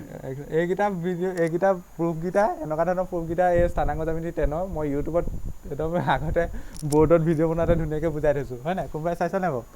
কোনোবাই চাইছিলে চাগে ধুনীয়াকৈ বুজাই থৈছে এইখিনি যোৱা বছৰ 1.5 বছৰমান হ'ল চাগে মেবি আগতে ভিডিঅ' বনাওঁতে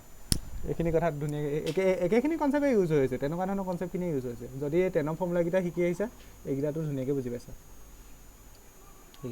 সেইখিনি কনচেপ্টে ইউজ হৈছে তেন্তে আমাৰ আনচাৰ এইটোৱে হ'ল তেন্তে এইফালে এইখিনি চিম্প্লিফাই হৈ গৈ আছিলে আৰু এইটো চাইডে কি আছিলে tan থিটা আছিলে দেৰফৰ tan থিটা ইকুৱেল টু কি পালোঁ tan থিটা ইকুৱেল টু কি পালোঁ m2 - m1 চ' মানে y2 - y1 divided by x2 - x1 আৰু এইটোৱে কি হয় m tan থিটাক আমি m বুলি লিখিব পাৰোঁ m মানে শ্লোপ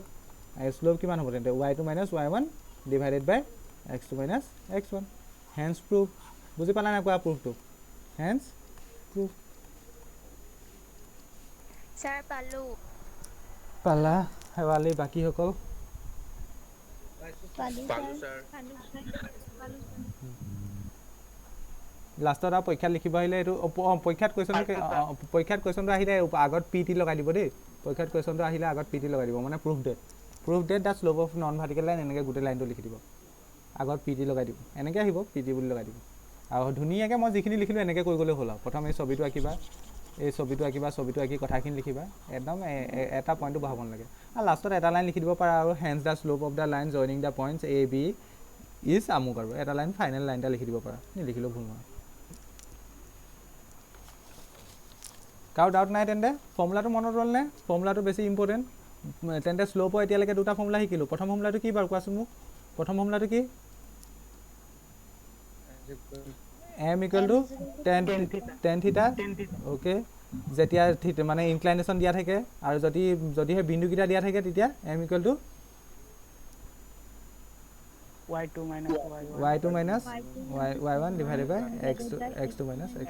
অ'কে x1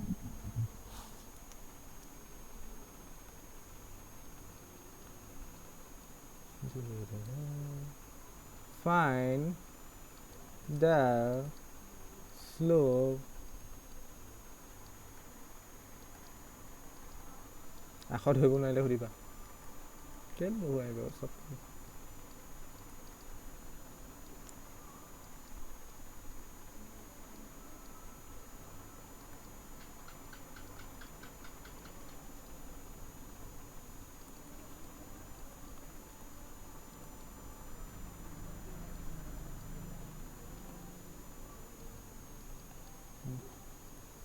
এটা লাইন দিয়া আছে লাইনডাল এইকেইটা পইণ্টৰ মাজত পাৰ হৈ গৈছে বুলি কৈছে তেতিয়া শ্ল' বুলিয়াব লাগে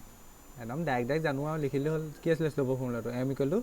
y2 - y1 divided by x2 - x1 কোনটো কি জানিবা আকৌ প্ৰথমটো x1 নেক্সটটো কি y1 ছেকেণ্ডটো কি x2 নেক্সটটো কি y2 প্ৰথমটো x1 y1 নেক্সটটো y2 x2 y2 সেইমতে ভেলু বহাই দিয়া মানে প্ৰথম y কোঅৰ্ডিনেটকেইটা y কোঅৰ্ডিনেট কি -5 -3 ডিভাইডেড বাই তলত কিমান হ'ব 8 -2 মানে ওপৰত হ'ব -5 -4/5 অঁ ইমানটোৱে হ'ব চাগে -8/10 মানে -4/5 হয়নে নহয় আনচাৰ হয়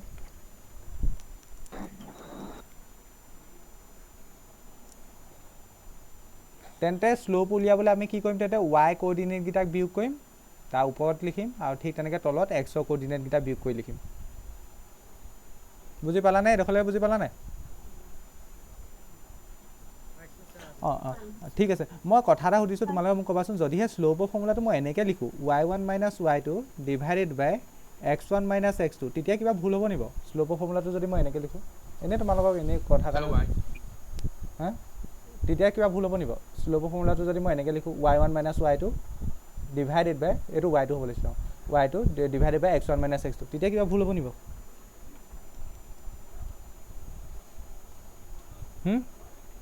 তোমালোকে এনেই ভাবি কোৱাচোন ভুল হ'ব নে একে হ'ব মই আগতে ডিষ্টেঞ্চ ফৰ্মুলাৰ ক্ষেত্ৰত কৰিছিলোঁ ৰুটৰ ভিতৰত x2 - x1 whole square plus তেনেকৈ লিখা বা x1 - x2 হোল স্কোৱাৰ তেনেকৈ লিখিলে একে কথা ঠিক তেনেকৈ শ্লোপটো আমি এনেকৈ লিখিব পাৰিম নে নোৱাৰোঁ আমি শ্লোপৰ বেছিক ফৰ্মুলা প্ৰথম ফৰ্মুলাটো এনেই জানো কি জানো y2 - y1 divided by x2 - x1 পাৰি নোৱাৰি স্যাৰ নোৱাৰো নোৱাৰি নোৱাৰো নেকি নোৱাৰি নোৱাৰো কিছুমানে কৈছে নোৱাৰি কিছুমানে কৈছে পাৰি মই অকণমান এটা লাইন কৈ দিছোঁ তাৰপিছত তোমালোকে নিজে ক'বা পাৰি নে নোৱাৰি মই য়েল্লোৱে কৰি দেখাই দিছোঁ তোমালোকে ওপৰৰ পৰা মাইনাছডাল কমল লোৱা ওপৰৰ পৰা মাইনাছডাল কমল লোৱা মাইনাছডাল কমল ল'লে ৱাইটো আগত মাইনাছ চিন আহিব ৱাই ওৱানৰ আগত প্লাছ চিন আহিব ৱাই ওৱানটো আগে লিখিছোঁ y one minus y two মাইনাছডাল ওপৰৰ পৰা কমল ল'লোঁ ঠিক তেনেকৈ তলৰ পৰা মাইনাছডাল কমল লোৱা তলৰ পৰা মাইনাছডাল কমল ল'লে এক্সটো আগত প্লাছ চিন এক্স ওৱানৰ আগত প্লাছ চিন আহি যাব সেইকাৰণে মই এক্স ওৱানটো আগে লিখিছোঁ আৰু ৱাই ওৱানৰ আগত এক্সটো আগত মাইনাছ চিন আহি যাব মানে মই ওপৰৰ পৰা মাইনাছডাল কমল ল'লোঁ ঠিক তেনেকৈ তলৰ পৰা মাইনাছডাল কমল ল'লোঁ এতিয়া কোৱা পাৰি নে নোৱাৰি পাৰি ছাৰ মাইনাছ মাইনাছ কাটি দিলোঁ মাইনাছ কাটি দিলোঁ y one minus y two divided by x one minus x two একেটা বস্তুৱে নহয় নি একেটা বস্তু হয়নে হয় তেন্তে শ্লোপ মানে Y one minus y two divided by x one minus x two কৰিলেও হ'ব বা Y two minus y one divided by x two minus x one কৰিলেও হ'ব কিন্তু এইটো মাথা লগাই নিদিবা আকৌ ওপৰত লিখিছা Y two minus y one তলত লিখিছা x one minus x two এইবোৰ কৰিলে ভুল হ'ব আকৌ যদিহে Y two minus y one কৰা তলতো x two minus x one কৰিব লাগিব অকণমান বেছি মানে হেৰি নকৰিবা খালি ইয়াত x one minus x two কৰিলে ভুল হ'ব মানে ওপৰত যেনেকুৱা কৰা তলতো তেনেকুৱা কৰিব y one minus y two কৰিলে ওপৰত তলতো x one minus x two কৰিব লাগিব ওপৰত যদি y two minus y one কৰা তলতো x two minus x one কৰিব লাগিব ঠিক আছে এইমতে লিখিব পাৰি কাৰণ ওপৰৰ পৰা মাইনাছডাল কমল লৈ লোৱা তলৰ পৰা মাইনাছডাল কমল লৈ লোৱা তাৰপৰা কটাকটি কৰিলে এইটোৱে হ'ব হয় নাই এইটো একেটা কথা তেন্তে তুমি শ্লোপক এনেকৈ লিখা বা ইটো ভাগে লিখা একে কথা বুজি পালানে কাৰোবাৰ প্ৰব্লেম আছে নেকি কিবা নাই ছাৰ নাই ছাৰ নাই তেনে মই পইণ্ট এটা দি থৈছোঁ দুটা পইণ্ট দি থৈছোঁ নিজে কৈ চাবাচোন কিমান লয় এটা পইণ্ট দি থৈছোঁ হোমৱৰ্ক হিচাপে 4,-3 এণ্ড 6,-3 আৰু ইয়াৰ আনচাৰ আহিব আনচাৰটো মই কৈ দিছোঁ -3 ইয়াৰ আনচাৰ 0 আহিব ঠিক আছে নেক্সটটো উলিয়াবা 3,-1 এণ্ড 3,2 ইয়াৰ আনচাৰ আহিব এপেনৰ পৰা 2 -1 3 -এইটো 0 ইয়াৰ আনচাৰটো কি আহিব চাবাচোন বাৰু ইয়াৰ আনচাৰটো মোৰ মতে নট ডিফাইন আহিব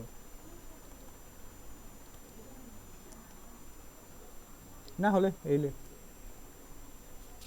নেক্সট আৰু অলপ মোৰ বস্তু পঢ়াব আছে নেক্সট ক্লাছত পঢ়িম শ্লোপ অফ পেৰেলেল লাইন প্ৰুফবুক কৰালোঁ যে প্ৰুফবুক কৰাম আৰু দুটামান সেইকাৰণে অকণমান দিগদাৰ হেৰি হ'ব এক্সাৰচাইজটোত ইমান দিগদাৰ নাই ছাৰ কাইলৈ ক্লাছ কৰিবনে তালৈ চাই লওঁ যদি কৰোঁ মই কৈ দিম বাৰু ইনফৰ্ম কৰি দিম আৰু এটা কুৱেশ্যন লিখি লোৱা এই কুৱেশ্যনটো যদি নোৱাৰা মই নেক্সট ক্লাছত মানে ডিছকাছ কৰি দিম যদি পাৰা কৰিবা ইফ দ্য শ্লোপ আজিলৈ হ'ব তাৰপিছত শ্লোপ অফ দ্য লাইন তোমালোকে বস্তুবোৰ ধুনীয়াকৈ পঢ়ি যাবা হা যদি প্ৰথম ক্লাছৰ পৰা কৰি যাবা মাজত অভিয়াছলি টান পালে ক্লাছবোৰ অকণমান ডিছকণ্টিনিউ কৰি নিদিবা আৰু ক্লাছৰ ৰেকৰ্ডিং হেৰিটো পাবা আৰু এপতো পাবা হা আজি ক্লাছ হওক বা হেৰি হওক বেটছত গৈ চাবা বেট ছেকশ্যনটোত গৈ চাবা ভিডিঅ'ত এই কুৱেশ্যনটো লিখি লোৱা পাৰিবা আজি পঢ়োৱাখিনি ওপৰতে হয় নোৱাৰিলে মই নেক্সট ক্লাছত কৈ দিম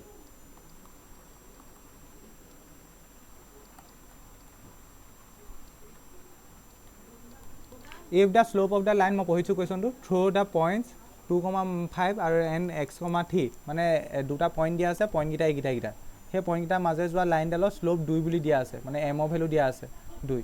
আমি উলিয়াব লাগে এক্সৰ ভেলু কিমান হ'ব এই এক্সৰ ভেলুটো কিমান হ'ব পাৰিবা ঠিক আছে কাৰোবাৰ প্ৰব্লেম আছে নেকি কিবা কোৱা নহ'লে আজি ক্লাছটো এণ্ড কৰিছোঁ তাৰপাছত আমি নেক্সট পঢ়িম শ্লোপ অফ পেৰেলেল লাইন পঢ়িম নেক্সট পঢ়িম শ্লোপ অফ পাৰ্পেণ্ডিকুলাৰ লাইন পঢ়িম সেইবোৰ পঢ়িম আৰু তাৰ প্ৰুফবোৰ পঢ়িম ঠিক আছে তেন্তে আজি